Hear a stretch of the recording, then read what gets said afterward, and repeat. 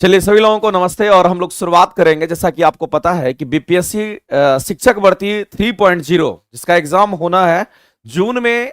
आपका date announce है कि एग्जाम एकदम हो जाएगा और शुरुआती जून में ही आपका एग्जाम रख दिया गया है 7 से लेकर के 15 के बीच में। तो आपकी तैयारी बेहतर जब तक नहीं होगी तब तक आप कुछ कर नहीं सकते हैं।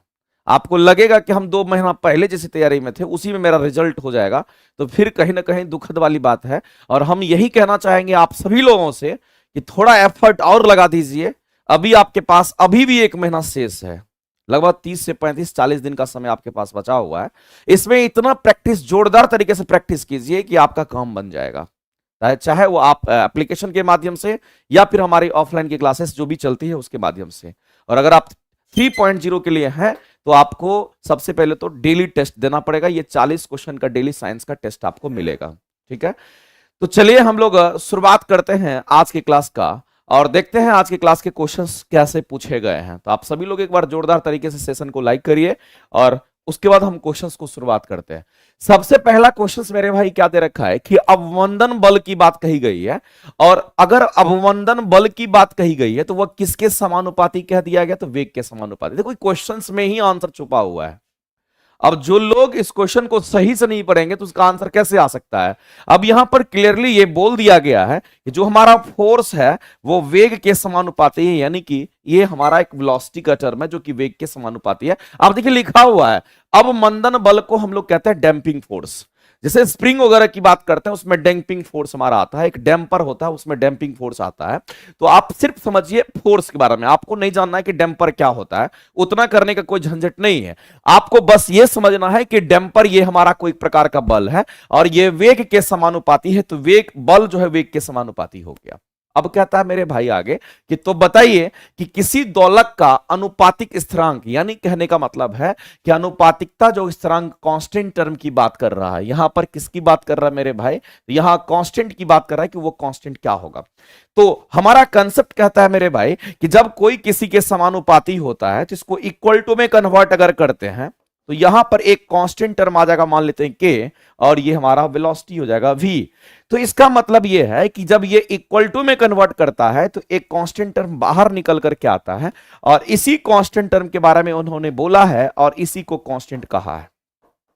तो ये तो आपके कंसेप्ट पे चला गया कि आप इसको कैसे आगे करते हो। चूंकि आपके कंसेप्ट की बात कर रहा है, आपसे ये पूछ रहा है कांस्टेंट टर्म की बात कर रहा है। देखिए यहां पर what will be the constant of proportionality of oscillator, यानी कि आपसे कांस्टेंट टर्म की चर्चा कर रहा है।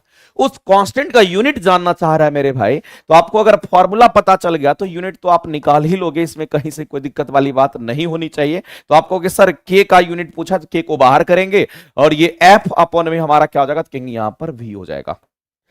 अब आप सभी को पता होगा कि फोर्स का अगर यूनिट लिखने के लिए जाते हैं तो जितने भी बल, जैसे भी बल होंगे, चाहे जैसा भी बल हो, फर्क नहीं पड़ता। बल का यूनिट न्यूटन पर मीटर स्क्वायर, सॉरी, बल का यूनिट न्यूटन होता है। या फिर उसी न्यूटन की हम बात करते हैं, ये बल का कोई भी बल हो यूनिट न्यूटन ही होगा। और वेलोसिटी का यूनिट तो आपको पता है कि मीटर पर सेकंड में होगा, क्योंकि आंसर हमारे केजी मीटर पर सेकंड में दे रखा है, इसलिए न्यूटन को भी हम लोग बदलेंगे। और आपको पता होगा मेरे भाई कि अगर हम F बराबर ma लिखते हैं तो यही चीज हमारा क्या होगा? कहेंगे यहां पर केजी, और ये त्वरण का जो यूनिट होता है ये मीटर पर सेकंड स्क्वायर होता है और इसी चीज को हम लोग न्यूटन कहते हैं। तो एक बात क्लियर हो गया कि जहां न्यूटन दिखेगा उतना पे हम इसको लिख सकते हैं, क्योंकि ये दोनों आपस में बराबर है। तो हम लोग क्या करेंगे, यहां पर न्यूटन की जगह पर हम सीधा सीधा यहां पर मेंशन करेंगे क्या? तो कहेंगे केजी मीटर पर यहां पर सेकंड स्क्वायर, और यहां पर हमारा जो डेटा दे रखा है ये मीटर और ऊपर में हमारा चला जाएगा सेकंड। अब इसको आप सॉल्व कर लीजिए। मीटर से मीटर कट जाएगा, एक सेकंड से दूसरा सेकंड कट जाएगा, हमारे पास जो बचा मेरे भाई वो क्या बचेगा? तो कहेंगे यहां पर फाइनली एक तो केजी का टर्म बच गया और नीचे में एक सेकंड हमारा बचा हुआ है, और ये सेकंड जब ऊपर की ओर जाएगा तो ये केजी सेकंड इनवर्स हो जाएगा। और इसी चीज को आप यहां पर ये भी लिख सकते हो कि केजी पर सेकंड भी आप लिख सकते हैं। बात तो वही चीज है। आप देख लीजिए मीटर का टर्म इसमें है तो ये आंसर नहीं होगा। इसमें केजी सेकंड है, केजी सेकंड इनवर्स आया तो ये भी ऑप्शन नहीं होगा। यहां केजी पर सेकंड है तो केजी पर सेकंड, इसका मतलब है मेरे भाई यही आंसर्स होंगे। इसका मतलब जब डैम्पिंग फोर्स की बात होगी तो डैम्पिंग फोर्स का फॉर्मूला हमारा क्या होगा? तो कहेंगे यहां पर F इक्वल टू के इंटू भी। और आपको यहां पर बोलिए दिया है तो इसमें सोचना क्या है? ऐसा तो नहीं है कि बहुत तोप चीज आपसे पूछा है ये लाइन अगर बोला है तो इसके लिखने का मतलब ही मैं ऐसे लिख दिया कि फोर्स हमारा समानुपाती है ऐसा। इसको अगर हम समानुपाती क्वाल्टो में कन्वर्ट करेंगे कांस्टेंट टर्म आएगा, और उसी कांस्टेंट का यूनिट आपसे पूछा गया, उसको बाहर कर लेंगे और उसका यूनिट हम लोग फाइंड आउट कर लेंगे। तो ऐसे करके आपको निकालना था, बहुत बड़ा चीज नहीं है, बशर्ते कि आपका दिमाग चलना चाहिए। ठीक है, चलते हैं आगे और अगले क्वेश्चंस को देखते हैं मेरे भाई। ये सर ये आपका चैनल है, नहीं मेरे भाई, ये प्लेटफॉर्म परिवार का, प्लेटफॉर्म फैकल्टी का, प्लेटफॉर्म का ये चैनल है जिस पर आप ये क्लासेस को वॉच कर रहे हैं। अगला क्वेश्चन है कि 1 किलोग्राम द्रव्यमान के पदार्थ को, ये डेफिनेशन है, ये जो क्वेश्चंस लिखा हुआ है ये कंप्लीट डेफिनेशन पर ये क्वेश्चंस पूछा हुआ है, और बोला गया है इसमें कि 1 किलोग्राम द्रव्यमान के पदार्थ को 1 डिग्री सेंटीग्रेड तापमान बढ़ाने के लिए, यानी 1 केजी द्रव्यमान, ये कोई भी वस्तु 1 केजी का है, उसमें 1 डिग्री सेंटीग्रेड तापमान बढ़ाने के लिए आप उसको जितनी उष्मा देते हैं, उसको जितनी ऊर्जा देते हैं, उसी ऊर्जा को क्या कहते हैं मेरे भाई? तो उसी ऊर्जा को हम लोग यहां पर विशिष्ट उष्मा के नाम से जानते हैं। समझिएगा मेरे भाई, हमने क्या बोला, इसको हम यहां पर लेकर के आते हैं। और एक बात आप हमेशा के लिए जान लीजिए, जब कभी भी आपको यहां पर विशिष्ट उष्मा की बात होती है, जब कभी भी आपसे यहां पर विशिष्ट उष्मा की बात होती है, अगर विशिष्ट उष्मा लिखा हुआ है या विशिष्ट उष्मा धारिता भी लिख देगा तो सेम ही चीज है। जब कभी भी विशिष्ट उष्मा की बात होती है तो एक बात याद रखना मेरे भाई, जब आप किसी भी पदार्थ को जब गर्म करते हैं ना, अगर उसके तापमान में बढ़ोतरी होता है, इसका मतलब है अगर तापमान को बदलते हैं गर्म करके, तो समझ लेना उसमें विशिष्ट उष्मा का कंसेप्ट यूज हो रहा है। तो यहां पर विशिष्ट उष्मा का जो कंसेप्ट हमारा इस्तेमाल होता है वो कहां पर, एक बात जान लीजिए, इसका कंसेप्ट इस्तेमाल होता है कहां पर, तो तापमान में अंतर कराने के लिए या तापमान में परिवर्तन के कारण होता है। अगर आप गर्म करके ठंडा करके तापमान में अगर क्या कर रहे हैं, तो यहां पर तापमान में आप अगर परिवर्तन कर देते हैं तो वैसी परिस्थिति में विशिष्ट उष्मा का कंसेप्ट निकल करके आता है। अब यहां पर भी आप वही चीज देख पा रहे हैं, 1 केजी द्रव्यमान के पदार्थ को 1 डिग्री सेंटीग्रेड तापमान बढ़ाने के लिए, इसका मतलब है कि 1 डिग्री टेम्परेचर को बढ़ा रहे हैं, यानी परिवर्तित कर रहे हैं, इसका मतलब विशिष्ट उष्मा का कंसेप्ट आएगा। और आपसे ये पूछा भी गया, सिंपल डेफिनेशन है, तो जहां कहीं भी विशिष्ट उष्मा का कंसेप्ट आता है, तापमान आप बढ़ाते हैं गर्म करके, तो उसके लिए एक एक फॉर्मूला डेवलप करता है, MS डेल्टा टी। जैसे कि मान लेते हैं आप अपने घर में क्या करते हैं, तो पानी भी गर्म करते हैं, और जब आप अपने घर में पानी गर्म करते हैं मेरे भाई, तो पानी का तापमान मान लेते हैं कि पहले से 20 डिग्री टेम्परेचर पे है, और आपको क्या चाहिए, थोड़ा गर्म पानी चाहिए। आप क्या करेंगे, 20 को मान लेते हैं, यहां पर 30 डिग्री सेंटीग्रेड कर दिए, गर्म पानी हो गया। तो ऐसे में अगर आपसे कोई कहता है कि मेरे भाई कि अगर नॉर्मल पानी हमारा कंटेनर में यहां पर 20 डिग्री पर था, और उसको जो हम उष्मा देंगे, इसमें जो हम उष्मा देंगे यानी कि हीट सप्लाई करेंगे, ये उष्मा की अगर हम बात करेंगे, अगर इसमें उष्मा देंगे तो अब ये 20 से 30 हो जाएगा। तो ऐसी परिस्थिति में बताइए कितना उष्मा हम देंगे, तो उसके लिए फॉर्मूला हमारा Q equal to MS delta T ही लगेगा। याद रखना, कितना उष्मा देंगे, उष्मा को यहां पर हम Q से दिखा रहे, कितना उष्मा देंगे उसके लिए यही लगाना है, और जब भी तापमान में अंतर कराना होगा तो फॉर्मूला यही लगेगा। और इसी में आप गौर से देखिए, यहां पर जो S का टर्म रहा है, इसी को हम लोग विशिष्ट उष्मा कहते हैं, इसीलिए विशिष्ट उष्मा को हम लोग S से दिखाते हैं। फॉर्मूला ये क्लियर हो गया। अब इसके डेफिनेशन पर आते हैं, तो एक बात क्लियर है कि मेरे भाई कि विशिष्ट उष्मा का फॉर्मूला मिल गया, कहां है वो हमारा, तो हम कहेंगे उसको अलग कर लेते हैं और Q अपन में यहां पर M इंटू डेल्टा टी कर लेते हैं। अब आते हैं हम लोग क्वेश्चंस के ऊपर। ये विशिष्ट उष्मा, इसका डेफिनेशन देखिए इसी में छुपा हुआ है। कह रहे 1 किलोग्राम द्रव्यमान के पदार्थ को 1 डिग्री सेंटीग्रेड तापमान बढ़ाने के लिए, इसका मतलब ये हुआ मेरे भाई कि 1 किलोग्राम, इसका मतलब है कि यहां पर 1 किलोग्राम की बात कर रहा है, और 1 डिग्री सेंटीग्रेड तापमान बढ़ाने की बात अगर कर रहा है, इतना तापमान अगर बढ़ाने की बात अगर कर रहा है, तो इसका मतलब समझ लीजिए डेल्टा टी का मतलब 1 डिग्री सेंटीग्रेड दे रखा है, तापमान में परिवर्तन या तापमान में अंतर इतना दे रखा है, इतना बढ़ाने की बात करेगा, इसका मतलब अंतर दे रखा है। इसका मतलब ये भी वैल्यू आपको दे रखा है 1। इसका मतलब है मेरे भाई कि हम फाइनली यहां पे कह सकते हैं कि ये जो S है हमारा, वो कितने के बराबर आ गया, तो कहेंगे Q के बराबर आ गया। तो अब आप यहां पर गौर से देखिए कि 1 केजी द्रव्यमान में 1 केजी द्रव्यमान को 1 डिग्री सेंटीग्रेड टेम्परेचर बढ़ाने के लिए जो आप इसमें उष्मा दे रहे होंगे वही विशिष्ट उष्मा होगा। तो ये अगर 1-1 हो गया, इसका मतलब जो उष्मा देंगे वही विशिष्ट उष्मा के बराबर होगा। लेकिन ये उष्मा विशिष्ट उष्मा के बराबर तब होगा जब 1 kg द्रव्यमान में 1 डिग्री सेंटीग्रेड तापमान बढ़ाएंगे तभी होगा। इसका मतलब है मेरे भाई, इसका परफेक्ट डेफिनेशन है, ये विशिष्ट उष्मा का एक परफेक्ट डेफिनेशन है। इस बात को आप ध्यान रखेंगे, ये विशिष्ट उष्मा का परफेक्ट, आप ये कह सकते हैं कि यहां पर ये डेफिनेशन है, ये परफेक्ट इसका डेफिनेशन ही बस लिखा हुआ है। तो कई बार डेफिनेशन पर चर्चा करता है और आपको क्लियर हो गया होगा कि कैसे डेफिनेशन इसका डेवलप किया है। आज के बाद लाइफ में कभी गलती नहीं करना। एक ग्राम भी कभी कभी बोलेगा, 1 किलोग्राम भी बोलेगा, घबराना नहीं है। अगर 1 ग्राम या 1 किलोग्राम कहेगा, किसी पदार्थ की हम बात करते हैं, उस द्रव्यमान में अगर 1 kg द्रव्यमान, लेकिन यूनिट की बात करेगा, हमेशा यूनिट के लिए ही डिफाइंड होगा। एक है तो एक ही के लिए डिफाइंड होगा, याद रखिएगा। और 1 किलोग्राम द्रव्यमान के पदार्थ को 1 डिग्री सेंटीग्रेड तापमान बढ़ाने के लिए, इसका मतलब दोनों जगह पर हम लोग एक एक रख देंगे। अब जो बचा Q वो तो हमारा इसके बराबर, ये तो Q तो यहां पर उष्मा है, तो यही उष्मा विशिष्ट उष्मा हो गया। इसका मतलब है कि जितनी ऊर्जा आप देते हैं उसको, वही क्या कहलाता है, कहेंगे यहां पर विशिष्ट उष्मा कहलाता है। तो आप विशिष्ट उष्मा को यहां पर क्या कह सकते हैं मेरे भाई, या स्पेसिफिक हीट कैपेसिटी भी बोलते हैं, या इसी को विशिष्ट उष्मा धारिता भी बोलते हैं, या इसी को विशिष्ट उष्मा क्षमता भी बोलते हैं। क्लियर हो गया होगा, इसमें कहीं से कोई दिक्कत नहीं है। दूसरी बात, आप एक बात जान लीजिए मेरे भाई, इसके यूनिट भी कई बार पूछे जाते हैं। तो एक बात तो क्लियर हो गया कि विशिष्ट उष्माधारिता को ऐसे दिखाते हैं, इसके फॉर्मूला अगर जानेंगे तो ये हमारा Q/m डेल्टा T होगा। अब इसके यूनिट क्या है, ये तो उष्मा है, और उष्मा का यूनिट हम लोग जानते हैं मेरे भाई कि आप जूल में भी लिखिए कि किलो जूल में लिखिए, दोनों सही होगा। और द्रव्यमान को मान लेते हैं यहां पर हमारा किस में, तो कहेंगे केजी में। और जब तापमान में अंतर कहीं लिखा हुआ रहता है तो इसके लिए आंसर डिग्री सेंटीग्रेड भी सही है, और इसके लिए आंसर हमारा याद रखना मेरे भाई, सॉरी, यहां पर हमारा किलो जूल होगा मेरे भाई। ये तो किलो जूल ही रहेगा, ये केजी ही रहेगा, तो यहां पर केल्विन भी हो सकता है। तो ये भी कंसेप्ट है, अगर कहीं तापमान में अंतर दिखाई देता है तो उसके यूनिट हमारे डिग्री सेंटीग्रेड भी सही है, उसके यूनिट हमारे केल्विन भी सही होते हैं। तो दोनों वे में हमारा आंसर सही हो सकता है।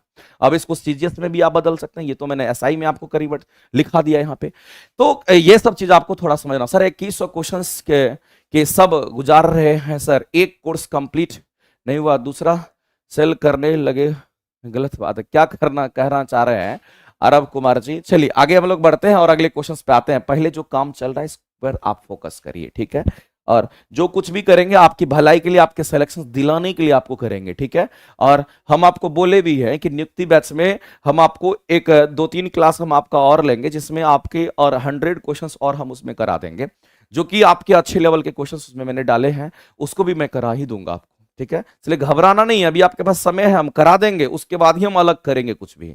इसीलिए जो चल रहा है उस पर पहले फोकस करिए, जो पढ़ाई चल रहा है पर फोकस नहीं करता, जो पढ़ाई नहीं होता है उस पर फोकस करता है। चलो तो ये क्लियर हो गया। गुप्त उष्मा किसको कहते हैं, उसी में एक टर्म लिखा हुआ था गुप्त उष्मा का। तो याद रखना मेरे भाई, अगर किसी भी चीज को गर्म करते हैं, तापमान में अंतर नहीं होता है लेकिन अवस्था बदल जाता है। जैसे कि अगर कहेंगे 0 डिग्री सेंटीग्रेड पर बर्फ होता है और 0 डिग्री पर पानी भी होता है, इसका मतलब 0 डिग्री बर्फ 0 डिग्री पानी, तापमान दोनों का बराबर है लेकिन अवस्था दोनों का अलग अलग है। तो अवस्था कैसे अलग हुआ, उसमें गुप्त उष्मा हमने दिया। कौन सा उष्मा दिया, गुप्त उष्मा। तो यदि तापमान समान होगा तो गुप्त उष्मा का कंसेप्ट, यदि तापमान में अंतर करा रहे हैं तो विशिष्ट उष्मा का कंसेप्ट। तो गुप्त उष्मा के लिए फॉर्मूला होता है Q/ml, और विशिष्ट उष्मा के लिए फॉर्मूला होता है Q/ms डेल्टा T, ठीक है। आगे बढ़ते हैं और अगले क्वेश्चंस को हम लोग देखते हैं यहां पे। और क्वेश्चंस हमारे सामने है कि ये क्वेश्चंस आपका खतरनाक है, इसमें लैंग्वेज में कंसेप्ट छुपा हुआ है। बिल्कुल बिल्कुल रितेश शर्मा जी, हम आपको बताना चाहते हैं, जितने लोग इसमें लाइव देख रहे होंगे, हम आपको बताना चाहते हैं, हम बीपीएससी की हम बात कर रहे हैं, 3.0 की हम बात कर रहे हैं, शिक्षक भर्ती 3.0।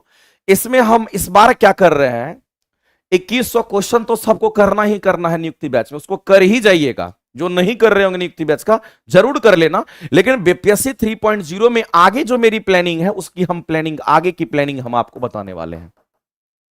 उसके बाद हम क्वेश्चंस पे आते हैं, पहले इसको थोड़ा सा जान लीजिए। जितनी आगे की जो प्लानिंग है, जो तय हुआ है हमारी टीम के द्वारा बीपीएससी 3.0 के लिए, हम साइंस के लिए आपके लिए क्या बेहतर कर सकते हैं, उस पे हम चर्चा थोड़ा सा आपके सामने करना चाहते हैं। सबसे पहला चीज मेरे भाई ये है कि इस बीपीएससी 3.0 के लिए सबसे पहला चीज है, हम क्या कर रहे हैं मेरे भाई, तो यहां पर एनसीईआरटी का निचोड़ हम उठा रहे हैं।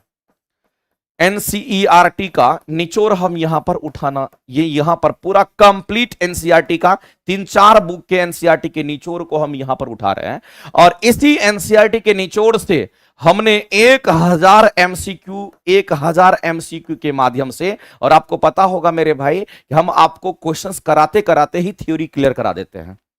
तो 1000 क्वेश्चंस तो आपको हम ये रखेंगे, लेकिन इसी में मैंने दूसरा काम क्या कर दिया है मेरे भाई कि इसी एनसीईआरटी की हम बात करना चाह रहे हैं, उसी एनसीईआरटी जिससे हम क्वेश्चंस कलेक्ट किए हैं, उसी एनसीईआरटी की जो थ्योरी है इसमें मैंने आपको क्या किया है, तो थ्योरी भी मैंने ऐड करा है।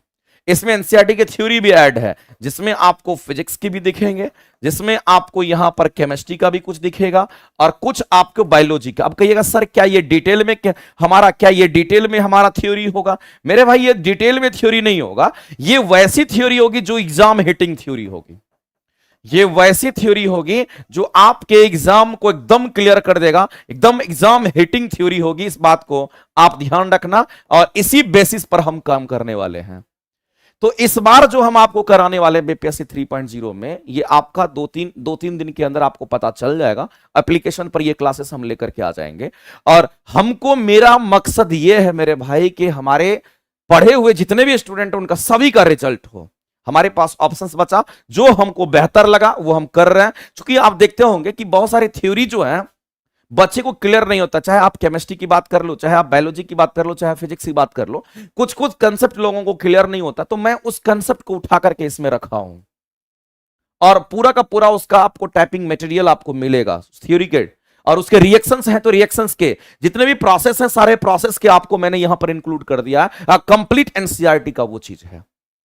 तो इसमें क्या होगा कि जो थ्योरी आपको बहुत ज्यादा डिफिकल्ट लग रहा था, जिससे क्वेश्चंस आपके छूट रहे थे, चाहे फिजिक्स केमिस्ट्री बायो का, वो थ्योरी क्लियर हो जाएगा और इसके क्वेश्चंस भी आपके यहां पर क्लियर हो जाएंगे। तो हमको लगता है ये तो करना ही करना है। इसके अलावे आप इससे पिछले बार जो आप कर रहे थे, जो लोग नहीं कर रहे होंगे उनको मैं बता देना चाहता हूं मेरे भाई, लेकिन हम चाहते हैं कि मैक्सिमम बच्चे का रिजल्ट हो। तो नियुक्ति 3.0 का एक क्लास हमारा चला था, जिसमें आप प्लेटफॉर्म बाय नवीन कुमार सिंह एप्लीकेशन पे जाएंगे और 2100 सिर्फ सर्च कीजिएगा तो ये बैच आ जाएगा और देखिएगा इसमें आपको 2100 क्वेश्चन हमने यहां पर कराया था और मैक्सिमम क्वेश्चन आपके एग्जाम में देखने को मिला था। और इसको तो करना ही करना, आपको ये करना है, लेकिन इसको कर जाना है पहले कर जाना। एक बार नहीं, 4 बार करना है, 5 बार करना, 10 बार करना। जितना बार करोगे उतने ही कंसेप्ट तुम्हारे निखरेंगे, इस बात की भी गारंटी है। तुम इसको कर लो, उसके बाद मेरे साथ ये कर लेना। अगर तुम 3.0 की तैयारी करते हो, हम लिख देते हैं कि तुम्हारा सिलेक्शन हो जाएगा, बशर्ते कि तुम्हारे अंदर शिद्दत और तुम्हारे अंदर वो भावना होनी चाहिए, वो भूख होनी चाहिए कि जिसको हम सीखने के पर्पज से पढ़ रहे हैं। हमको लगता है मेरे भाई तुम्हारा सिलेक्शन कोई नहीं रोक सकता है। बस हमारा काम है भाई कि कम समय में आपको रिजल्ट कैसे करा दें, बस हम उसी चीज पर काम करने वाले हैं। तो ये वाला जो चीज है ये बहुत जल्द हम आपको दिखाने वाले हैं। इसके जो आपको इसकी जो ब्यूटी है वो आपको बहुत जल्द आपके सामने दिखने वाला है। ठीक है, हाँ, राजधानी की जो क्लासेस है, राजधानी बैच की क्लासेस कल से आपकी चलेगी। ठीक है, कल से सारी क्लासेस चलेगी। आज जो है मैक्सिमम क्लासेस जो है, आज आपका क्लास ऑफ था, लेकिन कल से सारी क्लासेस चलेंगी। इसलिए ठीक है, यहां फोकस करिए जहां पर हम बात कर रहे थे। ये आपको समझ में आ गया होगा। आगे हम बात करते हैं, चर्चा करते हैं इस क्वेश्चंस के ऊपर में। जितने भी मेरे भाई लोग देख रहे हैं, सभी लोग आइए हमारे साथ, क्वेश्चंस पर प्रैक्टिस कीजिए और क्वेश्चंस आपके लाजवाब है, एकदम दमदार है। अब यहां पर कंसेप्ट हमारा क्वेश्चंस में कह रहा है कि जब एक दृढ़ बर्तन की बात कर रहा है, मेरे भाई दृढ़ बर्तन का मतलब समझ रहे हो?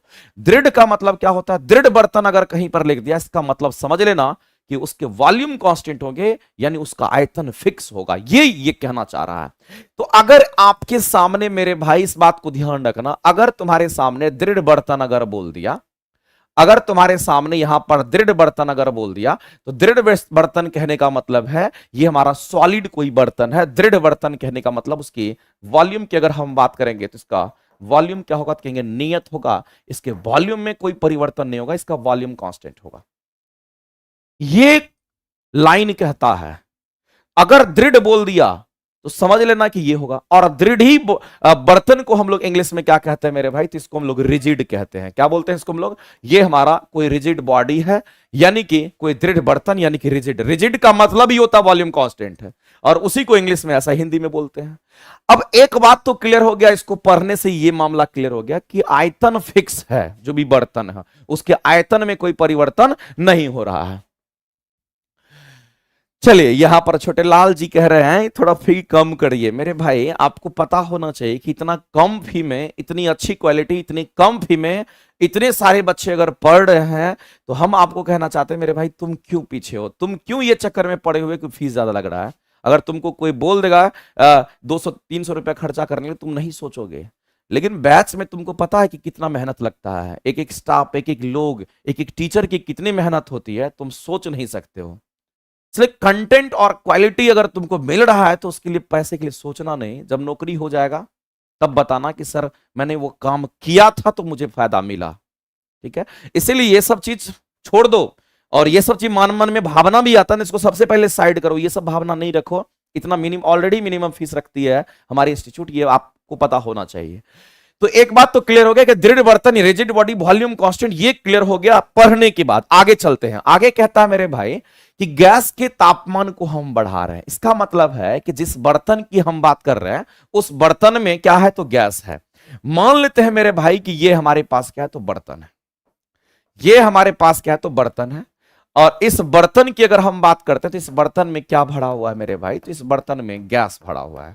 ऐसा क्वेश्चंस कह रहा है, जैसा कह रहा है मैं वैसे ही चलूंगा, और आपको क्लियर कर दूं मेरे भाई कि आप इस क्लास को अगर देखोगे तो आपको बहुत कुछ आज सीखने को मिलेगा, क्योंकि अच्छे लेवल के क्वेश्चंस इसमें है। अब यह भी मामला क्लियर हो गया कि इस बर्तन की अगर बात करते हैं, ये जो डब्बा देख रहे हो, इस डब्बे की अगर बात करते हैं, इसका वॉल्यूम कांस्टेंट है।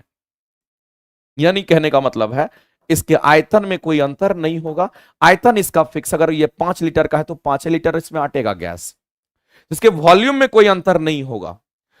अब आगे बढ़ते हैं। अब उसके बाद कहता है कि गैस के तापमान को बढ़ाना है। मेरे भाई जब गैस के तापमान को बढ़ाना होगा तो जाहिर सी बात है कि इस गैस के तापमान को, इसमें गैस है ना, तो गैस के तापमान को बढ़ाना होगा तो जाहिर सी बात है आपको तो उष्मा देना पड़ेगा। गैस के तापमान को अगर बढ़ाना होगा तो आपको यहां पर उष्मा देना पड़ेगा। अब जब आप इसमें उष्मा दीजिएगा, जब आप इसमें हीट सप्लाई कीजिएगा, जब आप इसमें उष्मा दीजिएगा, तो ऐसी परिस्थिति में क्या होगा मेरे भाई, इसके अंदर के जो गैस के जो मॉलिक्यूल्स होंगे, उस गैस के मॉलिक्यूल्स का हम कहेंगे यहां पर आंतरिक ऊर्जा बढ़ जाएगा। समझना गौर से, यही प्रोसीजर होता है। हम जैसे ही इसमें पहले से भरा हुआ गैस था और ये कंटेनर रिजिड है, दृढ़ है, उसका नियत आयतन है, उसमें चेंज नहीं होगा, कितना भी तापमान बढ़ा लेंगे फैलेगा नहीं, ना सिकुड़ेगा ना फैलेगा, क्योंकि उसका आयतन फिक्स है। अब जब उष्मा दीजिएगा तो इसके अंदर जो भी गैसियस पदार्थ हैं उनका क्या होगा, आंतरिक ऊर्जा बढ़ेगा, और आंतरिक ऊर्जा को हम लोग यू से दिखाते हैं। और जब आंतरिक ऊर्जा बढ़ता है मेरे भाई, तो जान लो इस बात को, जैसे ही आंतरिक ऊर्जा बढ़ेगा वैसे ही उस गैस के मॉलिक्यूल्स का तापमान भी बढ़ जाएगा। याद रखना इसी प्रोसीजर से होता है, जैसे तुम इसको गर्म किए, इसका आंतरिक ऊर्जा बढ़ा, उसके बाद इसका तापमान बढ़ जाएगा, किसका, तो गैस का।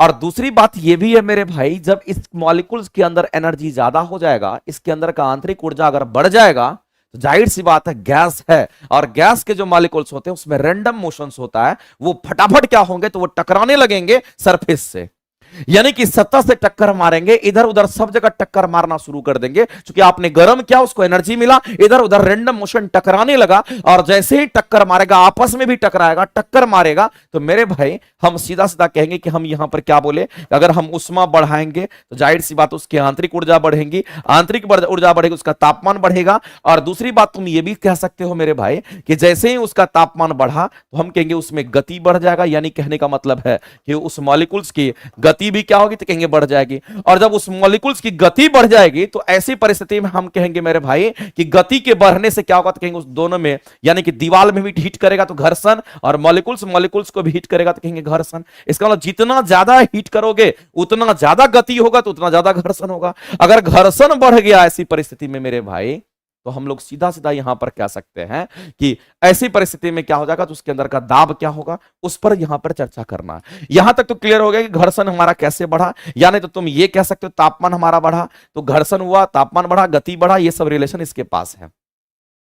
नहीं तो यहां से तुम इसको लेकर के आओ तो ज्यादा बेहतर रहेगा। यहां पर इसको लेकर के आते हैं कि अगर आपने उष्मा दिया, ये हुआ तो ये हुआ, क्लियर हो गया कि क्योंकि इसमें घर्षण वर्षण होगा तो तापमान बढ़ जाएगा, इसमें कोई दिक्कत नहीं है। यही प्रोसीजर मैंने यहां पर फॉलो किया है।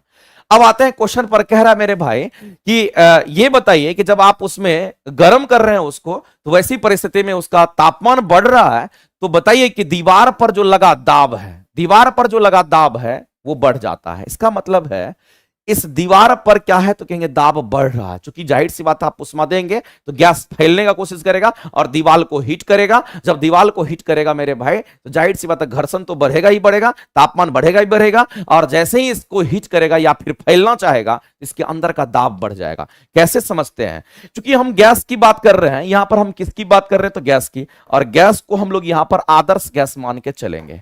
इस गैस को हम आदर्श गैस मान के चलेंगे। ये मान लेना कि इसके अंदर आदर्श गैस है, और जैसे ही आदर्श गैस की बात होती है तो एक इक्वेशन आपके जहन में हमेशा आना चाहिए, पीवी इक्वल टू एमआरटी या पीवी इक्वल टू एनआरटी, जो पढ़ते हैं आप। अब ऐसी परिस्थिति में एम और आर को हमेशा कांस्टेंट मान लेना, और क्वेश्चंस में बोला है कि उसके आयतन फिक्स है, दृढ़ बर्तन है, रिजिड बॉडी है, उसका वॉल्यूम भी कांस्टेंट, जो कांस्टेंट था मैंने उसको कट कर दिया और यहां पर पी समानुपाती टी हो गया। अब मेरे भाई जाहिर सी बात है कि आपने उष्मा दिया, उसकी आंतरिक ऊर्जा बढ़े, घर्षण वर्षण हुआ, तापमान बढ़ गया, और अगर उसके अंदर का तापमान बढ़ा तो उसके अंदर का दाब भी बढ़ गया। वही कह रहा है आपका कि दृढ़ बर्तन में गैस का तापमान अगर बढ़ाते हैं तो गैस के द्वारा बर्तन की दीवार पर क्या हो गया, दाब बढ़ जाता है। मेरे भाई ऐसा क्यों, ये पूछा गया। स्टेटमेंट को पढ़ेंगे। जब अणु दीवार से टकराते हैं तो वे अधिक गतिज ऊर्जा का क्षय करते हैं।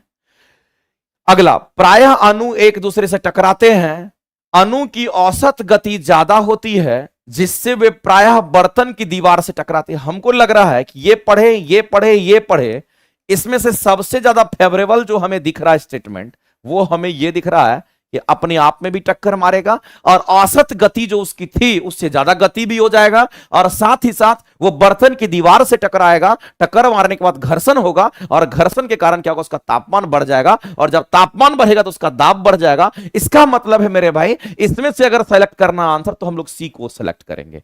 अब कहिएगा सर आपने यहां पर बी क्यों नहीं किया? प्रायः अणु एक दूसरे से टकराते हैं, सिर्फ अणु एक दूसरे से टकराने से दाब नहीं बढ़ेगा, हम कहेंगे दीवार से भी घर्षण करेगा तभी बढ़ेगा, और जब अणु दीवार से टकराते हैं तो वो गतिज ऊर्जा का क्षय कर देते हैं। मेरे भाई यहां पर गतिज ऊर्जा का क्षय कर देता है, ये इसका कोई करेक्ट एक्सप्लेनेशन नहीं है, इससे इसका रिलेशन नहीं है जो आपको क्वेश्चन पूछा था। तो आपको एक बात क्लियर हो गया होगा कि हम गैस को जब गर्म करेंगे, ये हमारा फिक्स है, तो उसके अंदर का आंतरिक ऊर्जा बढ़ेगा, घर्षण वर्षण के कारण टकराएगा इधर उधर, जिसके कारण तापमान बढ़ जाएगा। अगर तापमान बढ़ेगा तो उसका दाब भी बढ़ जाएगा। यही इसी का मेन रीजन था। औसत गतिज ऊर्जा से ज्यादा हो जाएगा, दीवार से टकराएगा, घर्षण वर्षण के कारण उसका ताप बढ़ेगा, ताप बढ़ने के बाद उसके दाब बढ़ जाते हैं। ऑप्शन आपका सी करेक्ट हो जाएगा। हमको लग रहा है कि इसके बेस्ट एक्सप्लेनेशन जो है आपका सी ऑप्शन राइट है।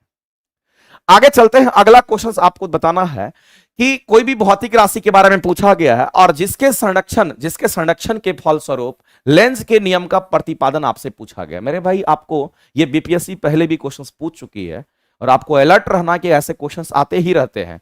आपसे यहां पर यह बोला है कि लेंज के जो नियम है वो हमारा किस संरक्षण, जिसके संरक्षण पर वो आधारित होता है, लेंज के नियम की हम बात करते हैं, उसको हम लोग एनर्जी कंजर्वेशन कहते हैं। यानी ऑप्शन नंबर हमारा क्या हो जाएगा, ए ऑप्शन राइट हो जाएगा। अगर हम बात करते हैं मेरे भाई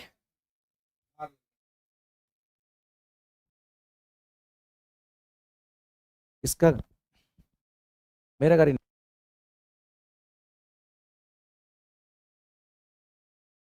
तो आगे हम बात करते हैं मेरे भाई। जो लेंस के लिए पता चल गया, लेकिन एक बात हम आपको बताना चाहेंगे, एक बात जान लीजिए, यहां पर मामला थोड़ा सा फंसता है और लोगों को याद रहना चाहिए।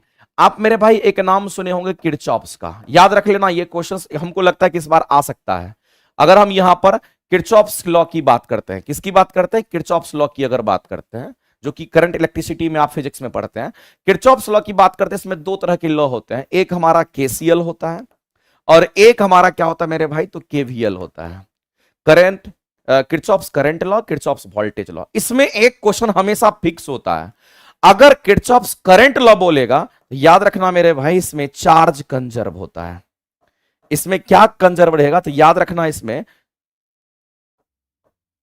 चार्ज कंजर्व होता है। कंजर्व मतलब आवेश संरक्षित होता है। इसमें क्या तो कहना मेरे भाई, इसमें आवेश संरक्षित होता है, इस बात को ध्यान रखेंगे। अब याद कैसे रहेगा, तो याद करने का भी तरीका है। आप देखिए केसीएल में सी है, अगर यहां पर आप गौर से देखिएगा मेरे भाई तो आपको दिखेगा केसीएल में सी है तो चार्ज में भी सी है, याद रखने के लिए।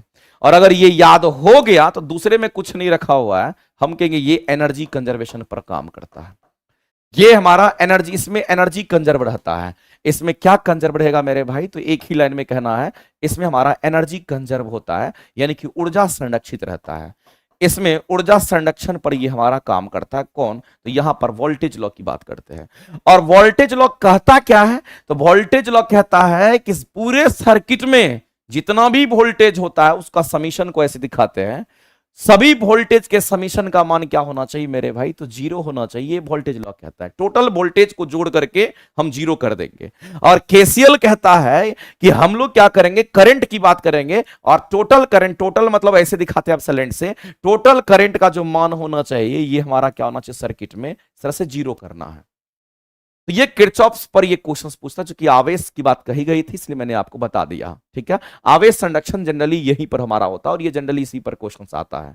दूसरी बात आपको एक चीज और ध्यान में रखना है मेरे भाई, जब संवेग की बात होती है तो संवेग भी संरक्षण होता है। तो मैंने आपको कितनी बार बोला है, एक लाइन में याद रखना कि अगर तुम्हारे सामने कभी भी बंदूक से गोली निकलता हुआ दिखता है, या कभी भी अगर बम विस्फोट की अगर बात होती है, बम विस्फोट की अगर बात करते हैं, कहीं पर यदि तोप गोला की बात होती है तुम्हारे क्वेश्चंस में कहीं पर दिख जाए, या फिर कहीं पर कोई भी टक्कर की बात दिख जाती है, कोई भी टक्कर हो जाए फर्क नहीं पड़ता है, कोई भी टक्कर की बात अगर दिख जाती है मेरे भाई, तो ऐसे सिचुएशन में ये तो कंजर्व रहेगा ही रहेगा, इसमें कोई शक नहीं है।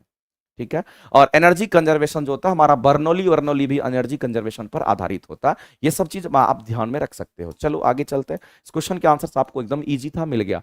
अगला है कि कौन सा अनओमीय प्रतिरोध है, यानी कहने का मतलब है मेरे भाई नन ओमिक रेजिस्टेंस हमारा कौन सा है, यानी कहने का मतलब आपसे यह पूछा गया है इसमें से कौन सा हमारा ओम के नियम का पालन नहीं करता है। नॉन ओमिक रेजिस्टेंस हमारा कौन सा है, तो नॉन ओमिक रेजिस्टेंस की अगर हम बात करते हैं, इसमें से कौन सा हमारा नॉन ओमिक रेजिस्टेंस है, यहां पे ध्यान रखना है। तो अगर जो ओम के नियम का पालन नहीं करेगा उसी को कहते हैं हम लोग, यानी कि जो ओम के नियम का पालन नहीं करता है, जो ओम के नियम का, जो ओम के नियम का पालन नहीं करता है उसी को हम क्या कहते हैं, नॉन ओमिक रेजिस्टेंस के नाम से हम लोग जानते हैं।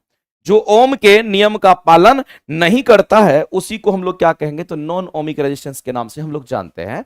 अब इसी में आपको यह चीज ध्यान रखना है मेरे भाई, ये हमारे ओम के नियम का पालन कौन कौन नहीं करेगा, तो याद रखना मेरे भाई, जैसे कि अगर हम डायोड की बात करते हैं, याद रखना मेरे भाई जो ओम के नियम का पालन नहीं करता है वो हमारा एग्जाम्पल यहां पर याद रखना। अगर हम डायोड की बात करते हैं और यदि हम यहां पर किसी सेमीकंडक्टर की अगर हम बात करते हैं, याद रखेंगे मेरे भाई, सेमीकंडक्टर की हम बात कर लेते हैं। सेमीकंडक्टर कहने का मतलब है हम यहां पर अर्धचालक की बात करेंगे। हम यहां पर किसकी बात करेंगे, तो अर्धचालक यानी कि सेमीकंडक्टर की बात करेंगे। डायोड तो आप जानते ही हैं कि डायोड होता है, तो डायोड हमारा हो गया, या फिर हम लोग कहेंगे यहां पर सेमीकंडक्टर की बात करेंगे। तो ये चीज आपको ध्यान रखना है मेरे भाई। इंडक्टर भी हमारा होता है, यहां पर इंडक्टर भी आप लिख लीजिए, जिसको प्रेरकत्व के नाम से जानते हैं, ये हमारा इंडक्टर हो गया। याद रखना इसको हिंदी में प्रेरकत्व के नाम से हम लोग जानते हैं। तो ये सब हमारा क्या करता है मेरे भाई, तो कहेंगे ये हमारा ओम के नियम का पालन नहीं करता है, इसमें ग्राफ हमारा लीनियर नहीं बनेगा, तो हम कहेंगे ऐसी परिस्थिति में मेरे भाई हमारा ये नॉन ओमिक रेजिस्टेंस कहलाता है। तो आपको एक बात समझना पड़ेगा मेरे भाई कि यहां पर ऑप्शंस में डायोड है, और हम कहेंगे जब डायोड है तो वही आंसर होगा, क्योंकि वो हमारा नॉन ओमिक रेजिस्टेंस है जो कि ओम के नियम का पालन नहीं करता है। ध्यान रखेंगे ऑप्शन बी। लेकिन इसके अलावा अगर फिलामेंट की बात करता है, वोल्टेज समानुपाती करंट का, ये सब तो हमारा होगा। कॉपर वायर में भी आप करंट देते हैं, वोल्टेज डेवलप करेगा, ये सब हमारा क्या करता है, तो ओमिक रेजिस्टेंस यानी कि ओम के नियम का पालन करता है, लेकिन ये ओम के नियम का पालन नहीं करता है। ध्यान रखेंगे। आगे चलते हैं, अगला क्वेश्चन आपके सामने है और ये क्वेश्चन आपके लिए कई बार ये क्वेश्चन आपके सामने आता है। बिल्कुल मेरे भाई, इंडक्टर इज ऑल्सो, बिल्कुल प्रवीण कुमार यादव जी, इंडक्टर तो होबे करेगा। याद रखना तीन चीज, डायोड, सेमीकंडक्टर और इंडक्टर, ये तीनों चीज हमारा क्या तो कहेंगे यहां पर नॉन ओमिक रेजिस्टेंस है, जो कि ओम के नियम का पालन नहीं करता है।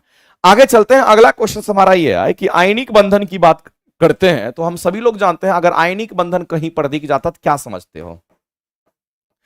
यदि हमारे सामने आयनिक बंधन की अगर हम बात करते हैं तो आयनिक बंधन आपको पता होना चाहिए कि हमारा जो बनता है ये किसके किसके बीच में बनता है। तो एक हमारा धातु होना चाहिए और दूसरा हम लोग क्या पढ़ते हैं तो दूसरा हमारा अधातु होना चाहिए। ये सिंपल हम लोग पढ़ते हैं, धातु और अधातु के बीच में जो बंधन होता है वो हमारा आयनिक बंधन होता है। और दूसरी बात ये भी इंपॉर्टेंट है कि ये इलेक्ट्रॉन के ट्रांसफर से बॉन्डिंग बनता है। इलेक्ट्रॉन के ट्रांसफर से जो बंधन बनता है उसको हम लोग क्या कहते हैं तो आयनिक बंधन के नाम से जानते हैं। अब मामला यह है मेरे भाई कि अगर हम लोग CH4 की बात देखो आप क्वेश्चंस जब सॉल्यूशंस करते हैं ना तो दिमाग का ना बत्ती जला के क्वेश्चन सॉल्व करो। इतना दिमाग तेज रहना चाहिए कि ऑप्शंस वगैरह पे सब पे सोचना पड़ेगा। इतना आपको तेज बन के रहना पड़ेगा तभी एग्जाम निकलेगा। अभी के डेट में जो सोचोगे कि हम सुस्त है, मेरा एग्जाम निकल गया, वो चला गया, वो फेज आपका चला गया। वो TRE 1 था निकाल सकते थे, TRE 2 था निकाल सकते थे, लेकिन TRE में तो एकदम आप सोचिएगा सुत करके निकाल देंगे, ये संभव नहीं है। क्योंकि इसमें सभी बच्चे अलर्ट हो चुके हैं, सभी लोग मेहनत कर रहे हैं। तो आपको ऑप्शन एलिमिनेशन भी आना चाहिए। अगर हम इस CH4 की बात करते हैं मेरे भाई तो आप कहेंगे सर एक कार्बन चारों तरफ से हाइड्रोजन अगर लग गया तो जाहिर सी बात है carbon hydrogen single single bond दिख रहा है और ये हमारा अधातु, ये भी अधातु, ये तो केवल और केवल इसमें तो हमारा यहां पर इसमें केवल और केवल कौन सा बॉन्ड है तो कहेंगे केवल और केवल अधातु है। यहां तो धातु अधातु, तो केवल अधातु के बीच में ये भी अधातु, हाइड्रोजन अधातु होता है, कार्बन भी अधातु है। अधातु के बीच में जो बंधन बनता है उसको हम लोग सहसंयोजक बंधन कहते हैं। इसका मतलब है इसमें कैसे संयोजक बंधन बनेंगे तो यहां पर आपको ध्यान रखना मेरे भाई, सहसंयोजक बंधन की हम बात कर रहे हैं। यहां पर हम किसकी बात कर रहे हैं तो यहां पर हम सहसंयोजक बंधन की बात कर रहे हैं। यहां पर सहसंयोजक केवल और केवल हमारा कैसा बंधन तो कहेंगे यहां पर सहसंयोजक बंधन का निर्माण होगा इस कंपाउंड के लिए। दूसरा हम इस पर चर्चा करेंगे, चूंकि आपसे पूछा है आयनिक और दोनों पूछा है कि दोनों किस कंपाउंड में होगा, तो इसमें ये तो आंसर नहीं हो सकता है ना, इसको छांट देंगे, यहां तो केवल यही बनेगा। दूसरा इसको भी हम लोग देख लेंगे मेरे भाई, एक कार्बन दो कार्बन और दो कार्बन में हाइड्रोजन कितने हैं तो चारे को हाइड्रोजन लगाना, इसका मतलब यहां डबल बॉन्ड होगा तभी तो यहां 4 हाइड्रोजन होगा। इसका मतलब एक हाइड्रोजन यहां, एक हाइड्रोजन यहां, एक हाइड्रोजन यहां, एक हाइड्रोजन यहां भी देखिए ये अधातु के बीच में याद रखना कोवलेंट बॉन्ड जिसको सहसंयोजक बंधन कहते हैं। और कार्बन अधातु, ये भी सहसंयोजक बंधन है। तो इसमें भी आपको केवल और केवल कैसा बंधन दिख रहा है मेरे भाई तो केवल और केवल यहां भी हम लोग देख रहे हैं यहां भी हमें केवल और केवल सहसंयोजक बंधन ही दिखता है। मेरे क्वेश्चंस कराने का मतलब यह नहीं होता है कि आंसर करा के निकल लें। मेरे क्वेश्चंस कराने का मतलब यह होता है मेरे भाई कि आप ऑप्शंस एलिमिनेशन आपको आता है कि नहीं। क्वेश्चंस में अलर्ट रहना, एग्जाम में अलर्ट रहना, ऑप्शन एलिमिनेशन आपको आना चाहिए। क्वेश्चंस आसान हो जाएगा और आप तुक्का भी मारोगे तो 90% केस में आपका सही होने की संभावना है। अब हम लोग इसके पास पहुंचते हैं। जब इसके पास हम लोग पहुंचते हैं तो ये अमोनियम क्लोराइड हमारा है और अमोनियम क्लोराइड में ये एक तो नाइट्रोजन हमारा हो गया और इस नाइट्रोजन से कितने हाइड्रोजन लग जाएंगे मेरे भाई तो 4 हाइड्रोजन को लगाना पड़ेगा। इससे मान लेते हैं कि हम यहां पर 4 hydrogen, 1 hydrogen, 2 hydrogen, 3 hydrogen, 4 hydrogen आपको जो दे रखा है उसके हिसाब से, और एक क्लोरीन भाई को भी यहां पर लगाना है। अब जो ये क्लोरीन है मेरे भाई ये तो थोड़ा अलग है इसलिए हम अलग बॉन्ड दिखा देते हैं, यहां क्लोरीन को दिखाना है। अब एक बात यहां भी क्लियर आपको रखना पड़ेगा, ये हमारा अधातु, ये भी अधातु, इसका मतलब ये हमारा तीनों बॉन्ड देख रहे हैं, चारों बॉन्ड 1 2 3 4 जो ग्रीन कलर का दिख रहा है, इसका मतलब ये तो सहसंयोजक बंधन हो गया। ये कैसा बंधन हो गया मेरे भाई तो कहेंगे यहां पर ये सहसंयोजक बंधन हमारा हो गया। अब यहां पर मामला कहां पर फंसा तो मामला फंस गया नाइट्रोजन के पास। और आपको पता होना चाहिए कि नाइट्रोजन का हम जानते हैं कि अगर नाइट्रोजन की बात करते हैं तो नाइट्रोजन का परमाणु संख्या कितना होता है मेरे भाई तो 7 होता है। Hydrogen, helium, lithium, beryllium, boron, carbon, nitrogen, तो 2 तो हमारा भाग ले लिया। बाहरी कक्षा में कितने इलेक्ट्रॉन बच गए तो 5 बच गया। चलो हम इसको थोड़ा सा लिख ही देते हैं, वैसे कंफ्यूजन आपका खत्म हो जाएगा। इसमें 2 पहले में और दूसरा हमारा 5 बच गया, तो 5 बाहरी कक्षा में बचा। अब 4 गो हाइड्रोजन जगह ले लिया तो इसके पास तो एक इलेक्ट्रॉन बचा। अब इसके पास भी 1 इलेक्ट्रॉन बचा मेरे भाई। तो मामला यहां पर यह है। अब यहां पर कहां जाएगा मामला, अब यहां पर थोड़ा कंसेप्ट यूज होगा। कि क्लोरीन की जब बात करते हैं तो उसके अंदर इलेक्ट्रॉन एफिनिटी जो होता है वो बहुत ज्यादा होता है। आप पढ़ते होंगे पूरे पीरियोडिक टेबल में इलेक्ट्रॉन एफिनिटी, यानी कहने का मतलब है किसी इलेक्ट्रॉन को खींचने की जो क्षमता होती है वो नाइट्रोजन और क्लोरीन में अगर कोई पूछेगा तो तुम कहोगे नाइट्रोजन और पीरियोडिक टेबल में किसी भी एलिमेंट को उठा के लीजिए, और क्लोरीन के साथ अगर आप कंपैरिजन कीजिएगा तो क्लोरीन क्या करता है, खींच लेता है। सबसे अधिक सबसे अधिक इलेक्ट्रॉन बंधुता किसका होता है, तो क्लोरीन का होता है। ये क्लोरीन क्या करेगा, इससे खींच लेगा, शेयर वेयर नहीं करेगा, ये साझा नहीं करेगा, ये खींच लेगा इधर की तरफ, इस इलेक्ट्रॉन को खींच लेगा। नाइट्रोजन की मजबूरी हो जाएगी, क्योंकि नाइट्रोजन हमारा कैसा है मेरे भाई, तो ये हमारा कम यहां पर इलेक्ट्रॉन बंधुता वाला तत्व है। ये बेचारा क्या करेगा, ट्रांसफर कर देगा मजबूरी में, और जब ट्रांसफर कर देगा ऐसी परिस्थिति में तो हम जानते हैं कि इलेक्ट्रॉन की अगर ट्रांसफर हो गई तो ऐसे केस में यहां जो बंधन बनेगा उस बंधन को हम लोग आयनिक बंधन के नाम से जानते हैं।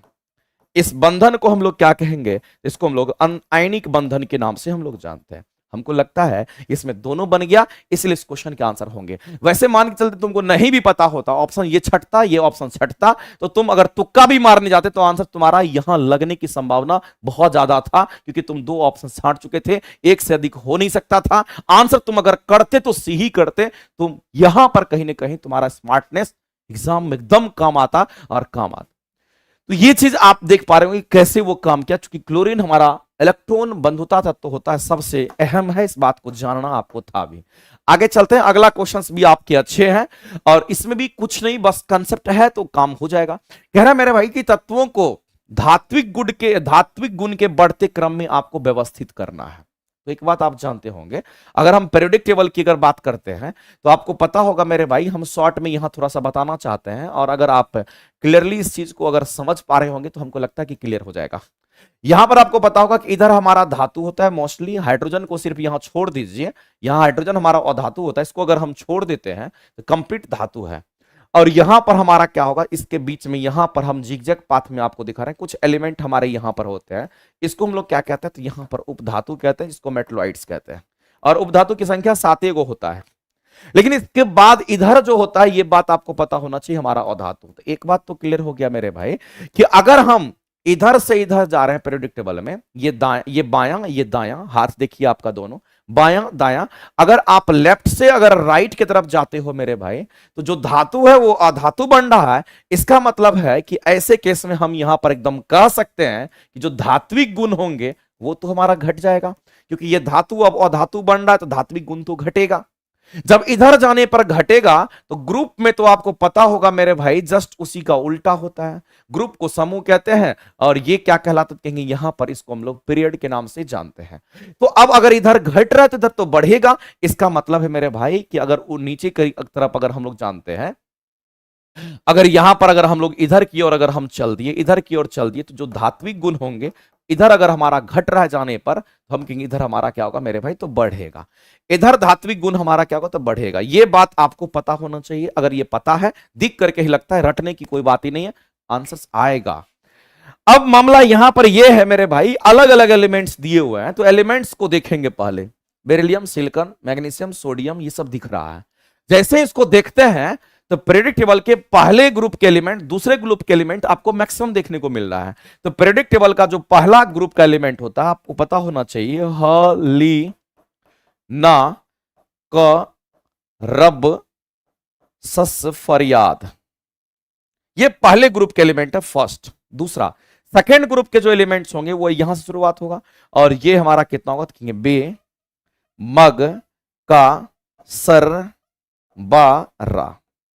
एक बात तो क्लियर हो गया मेरे भाई कि 4 एलिमेंट को पहचानना है, और बेरिलियम, सिलिकॉन, मैग्नीशियम, सोडियम, यानी कि बेरिलियम हो गया, मैग्नीशियम हो गया, सोडियम हो गया, 3 एलिमेंट तो यहीं पर मिल गए। चौथा एक एलिमेंट यहां पर सिलिकॉन का है, तो सिलिकॉन के बारे में आपको समझना पड़ेगा, पीरियोडिक टेबल को बार बार देखना पड़ेगा। तो आप कहेंगे सर शशि के संग पीवी, इसका मतलब ये कार्बन फैमिली का है। इसका मतलब हम लोग सीधे उधर की ओर जाएंगे, हम सीधे कार्बन फैमिली पे जाएंगे और कहेंगे सी यानी कार्बन फैमिली, स सी गे यानी जर्मेनियम, संग यानी कि टीन, और उसके बाद हम लोग लेड की बात करेंगे।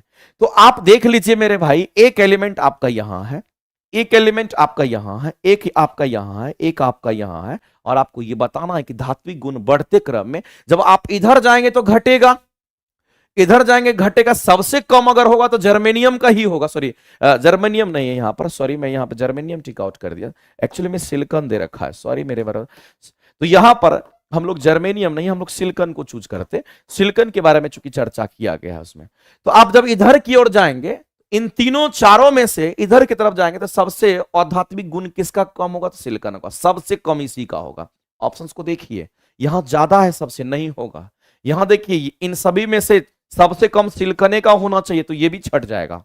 यहां बेरिलियम का सबसे कम है, यहां देखिए सिलिकॉन सबसे कम है। अगर ऑप्शन एलिमिनेशन अगर तुम्हें पता है ना तो आंसर तुम यही करोगे, लेकिन मैं बता देना चाहता हूं मेरे, इसका तो सबसे कम होवे करेगा, इधर से इधर जाएंगे तो हमारा घटेगा, इसका मतलब है कि इधर से इधर जाने पे बढ़ेगा। अब इधर से इधर जाने पे अगर बढ़ेगा, इसका मतलब बेरिलियम से ज्यादा मैग्नीशियम का होगा, तो बेरिलियम से ज्यादा देखो यहां पर मैग्नीशियम दिख रहा होगा। और अगर यहां पर हम कहेंगे कि मैग्नीशियम से अगर कम किसी का होगा तो हमारा किसका, सॉरी बेरिलियम से कम किसका होगा, तो कहेंगे सिलिकॉन का, तो सिलिकॉन का कम है, ये भी पता चल गया। इसका मतलब है मेरे भाई ये और इधर की ओर आ रहा है, इसका मतलब धातु गुण और भी अच्छा बढ़ रहा है, क्योंकि इधर आएंगे तो घटेगा, तो इधर जाएंगे तो बढ़ेगा, इसका मतलब सबसे ज्यादा सोडियम का होगा। तो अब देखिए सबसे ज्यादा सोडियम का दे भी रखा है।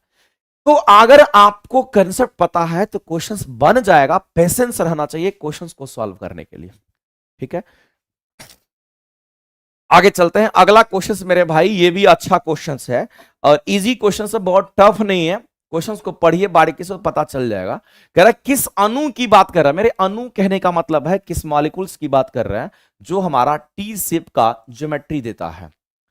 तो आपको यह देखना है, सबको यहां पर उसके स्ट्रक्चर बनाने पड़ेंगे। जैसे कि हम यहां पर SF4 की बात करते हैं, तो जब SF4 की हम बात करते हैं तो एक वो सल्फर है, इससे कितने फ्लोरीन लगेंगे मेरे भाई, तो 4 गो फ्लोरीन लगेगा। और इससे कितने, तो 4 गो फ्लोरीन का लगा दीजिए, 1 2 3 4। और आपको ध्यान रखना पड़ेगा जिस सल्फर की हम बात कर रहे हैं, इस सल्फर का परमाणु संख्या कितना हो, तो 16 होता है, और इसका कॉन्फ़िगरेशन कितना होगा, तो कहेंगे 2 8, और बचा कितना मेरे भाई, तो यहां पर 2 8 10 हो गया, तो बचा कितना, तो 6 बचा।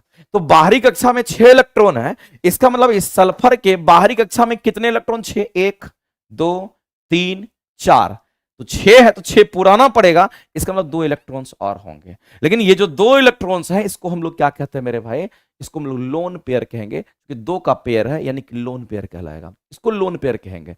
एक बात क्लियर हो गया, यहां पर 4 चीज बन गया हमारा, ये कभी टी शेप का नहीं दिख रहा है। अरे टी शेप मतलब समझ रहे हो, ऐसा दिखना चाहिए, टी शेप कहने का मतलब ऐसा दिखना चाहिए, एगो कंपाउंड यहां, एगो कंपाउंड यहां, एगो कंपाउंड यहां, तो ये टी शेप की ज्योमेट्री होती है। या तो 4 को निकला हुआ लोनो पेयर है, ये तो एकदम नहीं होगा। लेकिन एक बात और हम आपको बता देना चाहते हैं, इसमें हाइब्रिडाइजेशंस पूछता है, तो वो हाइब्रिडाइजेशंस आपको कैसे निकालना है, तो हाइब्रिडाइजेशंस जब कभी भी किसी भी कंपाउंड का आपसे पूछता है, इस हाइब्रिडाइजेशंस की अगर हम बात करते हैं, कभी भी अगर आपसे एग्जाम में पूछता है तो कुछ नहीं करना, आपको नंबर ऑफ सिग्मा बॉन्ड को गिनती करना है।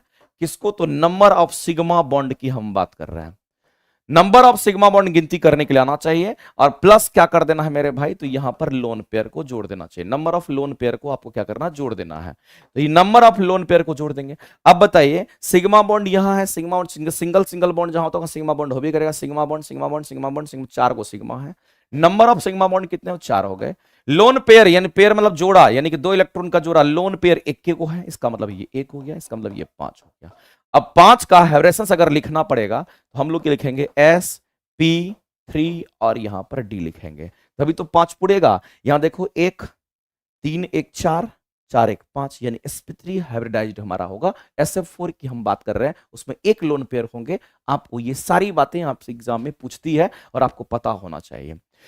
अगला इसको हम लोग चेक करते हैं, देखते हैं ये टी शेप में तो ये नहीं मिला, क्योंकि ये टी शेप कभी हो ही नहीं सकता, 4 हमारा फ्लोरीन लगा हुआ एकदम नहीं होगा। कितने होने चाहिए, तो टी शेप बनने के लिए 3 को लगा हुआ होना चाहिए। अब यहां भी 4 को, तो यह नहीं होगा, यहां देखो 4 को फ्लोरीन है, यहां 3 को दिख रहा है फ्लोरीन, एकदम हो जाएगा।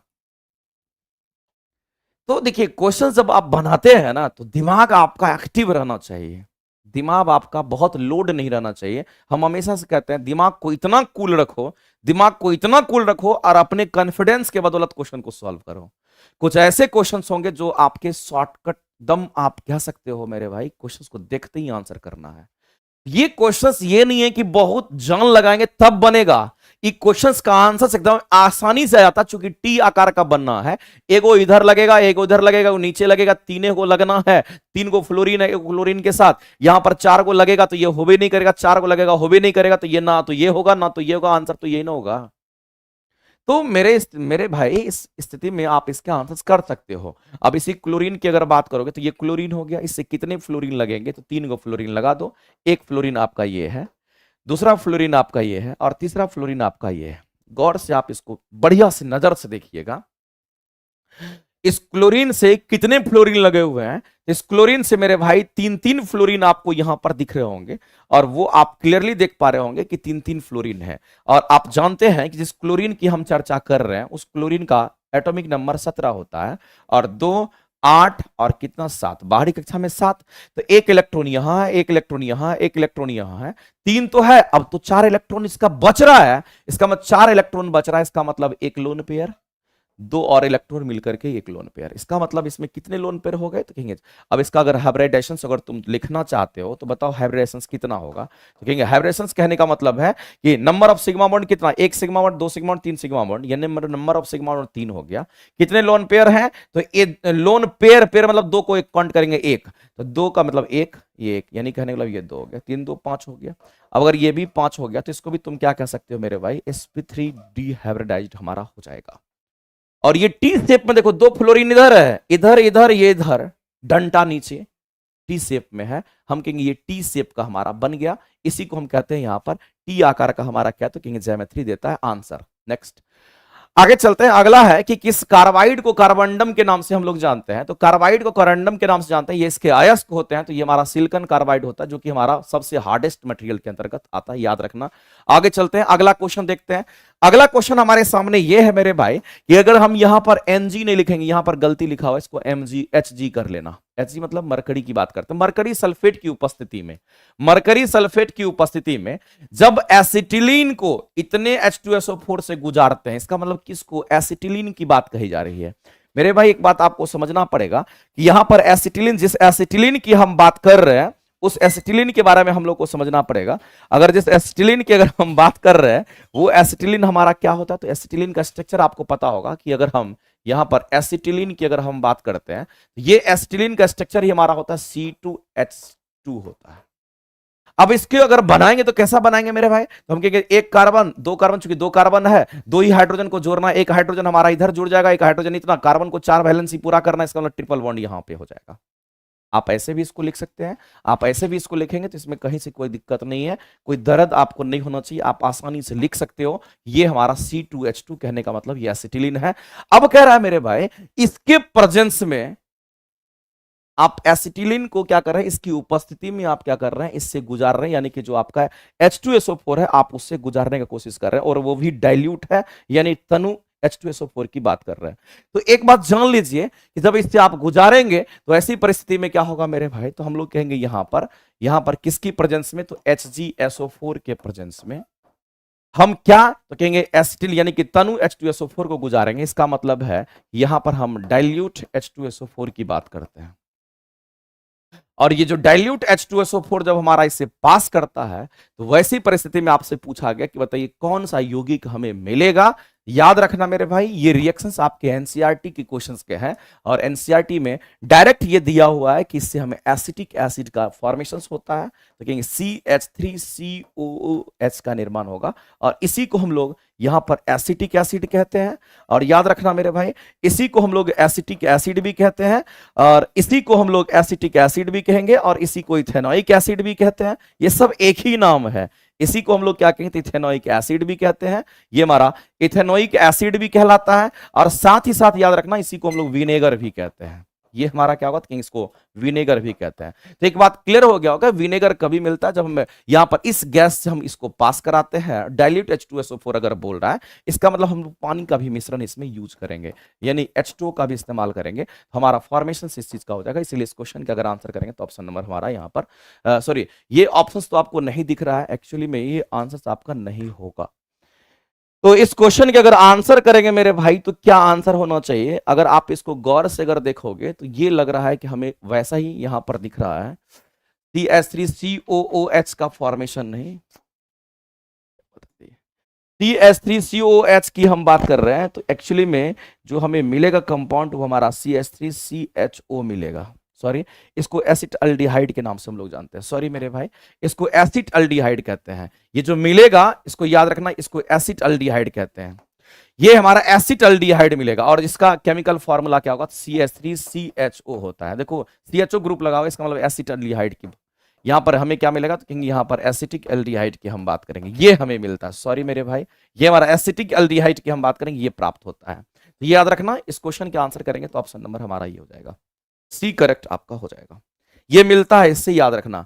आगे चलते हैं। अगला क्वेश्चन हमारा क्या है कि कोशिका संरचना की जांच करने के लिए ट्रांसमिशन इलेक्ट्रॉन माइक्रोस्कोपी की बात कही गई है। और आपको पता होना चाहिए, जब माइक्रोस्कोप लगाते हैं तो माइक्रोस्कोप लगाने से क्या होता है? माइक्रोस्कोप लगाने का मतलब हो गया कि आप छोटे चीज को क्या करते हैं? बड़ा करके देखते हैं। इसका मतलब है मेरे भाई कि अगर इस चीज के लिए अगर हम लोग जाते हैं, जिसको हम लोग यहां पर टीईएम के नाम से जानते हैं, ये हमारा क्या कहेंगे? यहां पर टीईएम की बात करेंगे, जिसको हम लोग यहां पर बोलते हैं ट्रांसमिशन इलेक्ट्रॉन माइक्रोस्कोप की बात करते हैं। इसके तकनीक का उपयोग हम लोग किस में करते हैं? तो अल्ट्रा थिन सेक्शनिंग इसका हम लोग यूज करते हैं। साथ ही साथ हम लोग किसके लिए? तो यहां पर छाया कास्टिंग के लिए यूज करते हैं। इसका मतलब दो हमारा सही है, हम कहेंगे उपयुक्त में से एक से अधिक, यानी डी आंसर आप राइट कर लेना। अगला क्वेश्चन देखते हैं। डीएनए के बाध्यकारी प्रोटीन की बात करते हैं। हमारा डीएनए जो होता है, आपको पता है कि यहां पर ये डीएनए बाध्यकारी प्रोटीन जो जीवाणुओं के जीन का प्रतिलेखन के लिए आरंभित करता है, क्या कहलाता है मेरे भाई? तो आपको एक बात समझना है कि यहां पर जीन को अगर कोई बांध करके रखता है या डीएनए को अगर बांध कर रखता है, उस प्रोटीन की अगर आपसे बात कही गई है तो याद रखना मेरे भाई, जिस प्रोटीन से बांध करके रखा जाता है उसको हिस्टोन प्रोटीन के नाम से भी हम लोग जानते हैं। और दूसरी बात आपको समझना है कि डीएनए से आरएनए से अगर जाता है तो उसमें तीन तीन स्टेजेस आपके शामिल होते हैं। एक बात जान लेना, अगर डीएनए से क्या होता है तो कहेंगे डीएनए से अगर आरएनए का निर्माण होता है, डीएनए से अगर आरएनए का निर्माण होता है, इसको हम लोग ट्रांसक्रिप्शन कहते हैं। इसको हम लोग क्या कहते हैं मेरे भाई? तो इसको हम लोग ट्रांसक्रिप्शन के नाम से हम लोग जानते हैं। इसको हम लोग ट्रांसक्रिप्शन कहते हैं। डीएनए से अगर आरएनए का फॉर्मेशन होता है, ट्रांसक्रिप्शन कहलाता है। लेकिन आपको यह समझना पड़ेगा, इस ट्रांसक्रिप्शन में भी तीन तीन स्टेजेस शामिल होते हैं। इसमें कितने स्टेजेस शामिल है? ये क्वेश्चन पूछा गया है कि ट्रांसक्रिप्शन में कितने स्टेजेस होते हैं? 3 स्टेजेस होगा, और वो तीनों स्टेजेस आपको पता होना चाहिए। जिस तीनों स्टेजेस की हम बात करते हैं उसको हम लोग क्या कहेंगे? इनिशिएशन कहते हैं, इलोंगेशन कहते हैं और टर्मिनेशन कहते हैं। इसका मतलब इसमें क्या होगा? तो कहेंगे यहां पर इनिशिएशन की हम बात करेंगे। ये हमारा क्या होगा? तो इनिशिएशन हो गया। दूसरा हमारा क्या होगा? तो मेरे भाई यहां पर एक्सपेंशन की हम बात करेंगे तो यहां पर एक्सपेंशन भी हमारा होगा। और तीसरा जो हमारा हमारा क्या होगा? तो कहेंगे यहां पर टर्मिनेशन की हम बात करेंगे। ये तीन स्टेजेस जो होंगे वो हमारे कहां पे होते हैं? जब डीएनए से आरएनए बनता है उस समय की बात कर रहे हैं। तो ऐसी परिस्थिति में आपसे पूछा गया कि डीएनए बाध्यकारी प्रोटीन जो जीवाणु जीन के प्रतिलेखन को आरंभ की बात कर रहा है, इसका मतलब है मेरे भाई इनिशिएशन की बात कर रहा है। वो क्या कहलाता है? तो इन सभी में से हम लोग कहेंगे प्रोमोटर भी उसको कहते हैं, और साथ ही साथ उसको हम लोग रिप्रेसर के नाम से भी जानते हैं। तो जो इनिशिएशन कराता है, उस इनिशिएशन के लिए जो शामिल होगा वो प्रोमोटर भी होगा, और उसके लिए शामिल हमारा कौन? रिसेप्टर भी होता है, रिप्रेसर भी होगा। इसका मतलब इस क्वेश्चन के अगर आंसर करेंगे तो उपयुक्त में से एक से अधिक आपका करेक्ट आंसर हो जाएगा, याद रखना। ठीक है, आगे चलते हैं मेरे भाई। अगला आप देख पा रहे होंगे साइंस का foundation classes 0 to high level में ये क्लासेस आपका चलता है। हमारे यहाँ सारी क्लासेस इस तरह की चलती हैं, और इसमें एसएससी, रेलवे, दरोगा, इन सब चीजों के लिए आपका ये क्लासेस है। अगर आपको करना है, लगता है कि हमको करना चाहिए, तो फिजिक्स, केमिस्ट्री और बायोलॉजी की क्लासेस आप कर सकते हैं। बहुत ही मिनिमम फीस में 6 से 7 आपके क्लासेस चलते हैं, और ये क्लासेस आपका किसान कोल्ड स्टोरेज में चलता है। आप इस क्लासेस को ज्वाइन करके ऑफलाइन की क्लासेस या ऑनलाइन क्लासेस आप कर सकते हैं। अगला क्वेश्चन है कि डार्विन का जो सिद्धांत है किन पहलुओं के लिए गलत है मेरे भाई? तो आप जानते हैं कि डार्विन ने विकासवाद का सिद्धांत दिया था, इसका मतलब उसमें प्रजाति की उत्पत्ति हुई थी। ये तो हमारा एकदम क्लियर है कि ये एकदम आंसर होगा। दूसरी बात यह है कि प्रजनन की उच्च क्षमता, दक्षता होगी, यानी कि तभी तो हम कहेंगे प्रजाति की उत्पत्ति होगी। तो ये दोनों स्टेटमेंट हमारे सही है। लेकिन याद रखना, अगर दो स्टेटमेंट हमारा सही होगा तो ये हमारा गलत है। दो स्टेटमेंट सही है तो ए और बी दोनों करेक्ट होंगे। इसका मतलब है इसमें से एक से अधिक आंसर करेंगे डी। अगला क्वेश्चन चलते हैं। महिला प्रजनन तंत्र की बार्थेलियन जो ग्रंथियां होती है वो कहां पर स्थित होती है? ये क्वेश्चन आपसे पूछा है। तो मेरे भाई इसको आप जानिए। अगर हम लोग फीमेल रिप्रोडक्टिव सिस्टम की अगर हम बात करते हैं तो इसमें बार्थेलियन ग्रंथि जो होती है कहां पर होता है, तो ये ग्रंथियां जो स्थित होती है मेरे भाई, तो ये वेजिना के ऊपर होता है, याद रखना। ये कहां पर होगा, तो जो वेजाइना होता है ये वेजाइना के ऊपर ये होता है, वेजाना पर होता है, यानी ये वेजाना के ऊपर होता है। और ध्यान रखना इस ग्रंथि की चूंकि इस ग्रंथि का यूज क्वेश्चंस में पूछा जाता है, तो याद रखना बार्थेलियन जो ग्रंथियां होती है ये क्या करता है, तो कहेंगे ये लुब्रिकेशन प्रोवाइड करता है। ये क्या करता है मेरे भाई, तो याद रखना ये लुब्रिकेशन प्रोवाइड करता है, ये लुब्रिकेशन प्रोवाइड करता है, इस बात को ध्यान रखेंगे। और ये लुब्रिकेशन प्रोवाइड करता है, वेजाइना को नम बनाए रखता है, इस बात को ध्यान रखना मेरे भाई, उसको नमयुक्त बनाए रखता है। लुब्रिकेशन प्रोवाइड करना मतलब कहने का मतलब है उसको नमयुक्त बनाए रखता है, नमयुक्त बनाए रखता है। अगर इसको नमयुक्त बनाए रखता है मेरे भाई, तो वो कौन है, तो उस नमयुक्त को बनाए रखने के लिए उसको लोग क्या कहते हैं, यहां पर म्यूकस के नाम से हम लोग जानते हैं, ये म्यूकस हमारा होता है, ठीक है। तो ये चीज आपको ध्यान रखना है। एक्चुअली में ये वेजाना के साइड में होता है, इसलिए आपको ध्यान रखना योनि के दोनों तरफ, दोनों साइड में क्या होगा, तो ये आपका एक छोटी सी ग्रंथि होती है, ये छोटी सी ग्रंथि होती है, ध्यान रखेंगे मेरे भाई, ये एक छोटी सी ग्रंथि है जिसकी यहां पर चर्चा की गई है। और याद रखना कि इससे क्या निकलता है, तो लुब्रिकेंट निकलता है, लुब्रिकेशन निकलता है। और ये लुब्रिकेशन कब निकलता है ये भी आपको पता होना चाहिए, जब फीमेल के अंदर क्या होता है, सेक्सुअल डिजायर होता है, उस समय ये लुब्रिकेशन प्रोवाइड करता है यही ग्रंथि, क्योंकि ये उत्तेजित हो जाता है। और यहां पर हम कहते हैं कि यहां पर इस तरह से इस चीज को समझना, आंसर करेंगे सी ऑप्शन आपके राइट हो जाएंगे। हाँ अच्छा, गलत कौन सा है, तो गलत हमारा ढूंढना है इसमें से।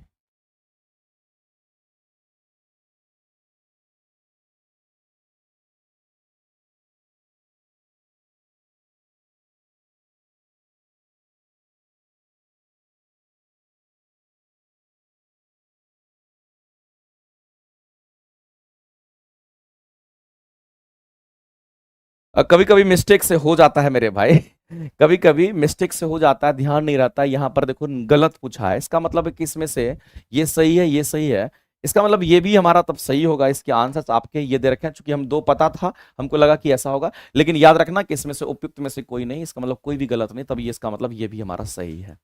आगे चलते हैं, अगला क्वेश्चन पर हम लोग आते हैं। अगला क्वेश्चन आपका ये याद रखना है कि 1923 ईस्वी में इंसुलिन का जो उत्पादन करने के लिए जो डीएनए तकनीक अपनाया गया था वो किसके द्वारा, तो याद रखना मेरे भाई ये लिली के द्वारा किया गया था। किसके द्वारा, तो याद रखना लिली के द्वारा, इस बात को आप ध्यान रखेंगे। बाद में इंसुलिन का जो खोज किया था वो बेंटिंग ने किया था। किसने किया था, बेंटिंग ने किया था। निम्नलिखित में से किसके द्वारा बिंदु स्रोत के समानांतर किरण पुंज मिल सकता है।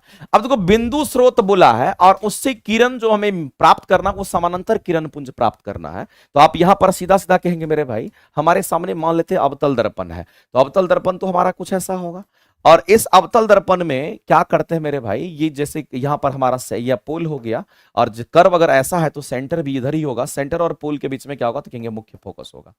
अब मामला यह है कि अगर आपको कंसेप्ट पता है तो क्वेश्चन बनेगा, नहीं तो नहीं बनेगा। अब अगर हम किसी वस्तु को मान लेते हैं कि आप क्या करते हैं, घर में गाड़ी में देखते होंगे बल्ब लगाते हैं, तो बल्ब कहां पे, फोकस पे रखते हैं।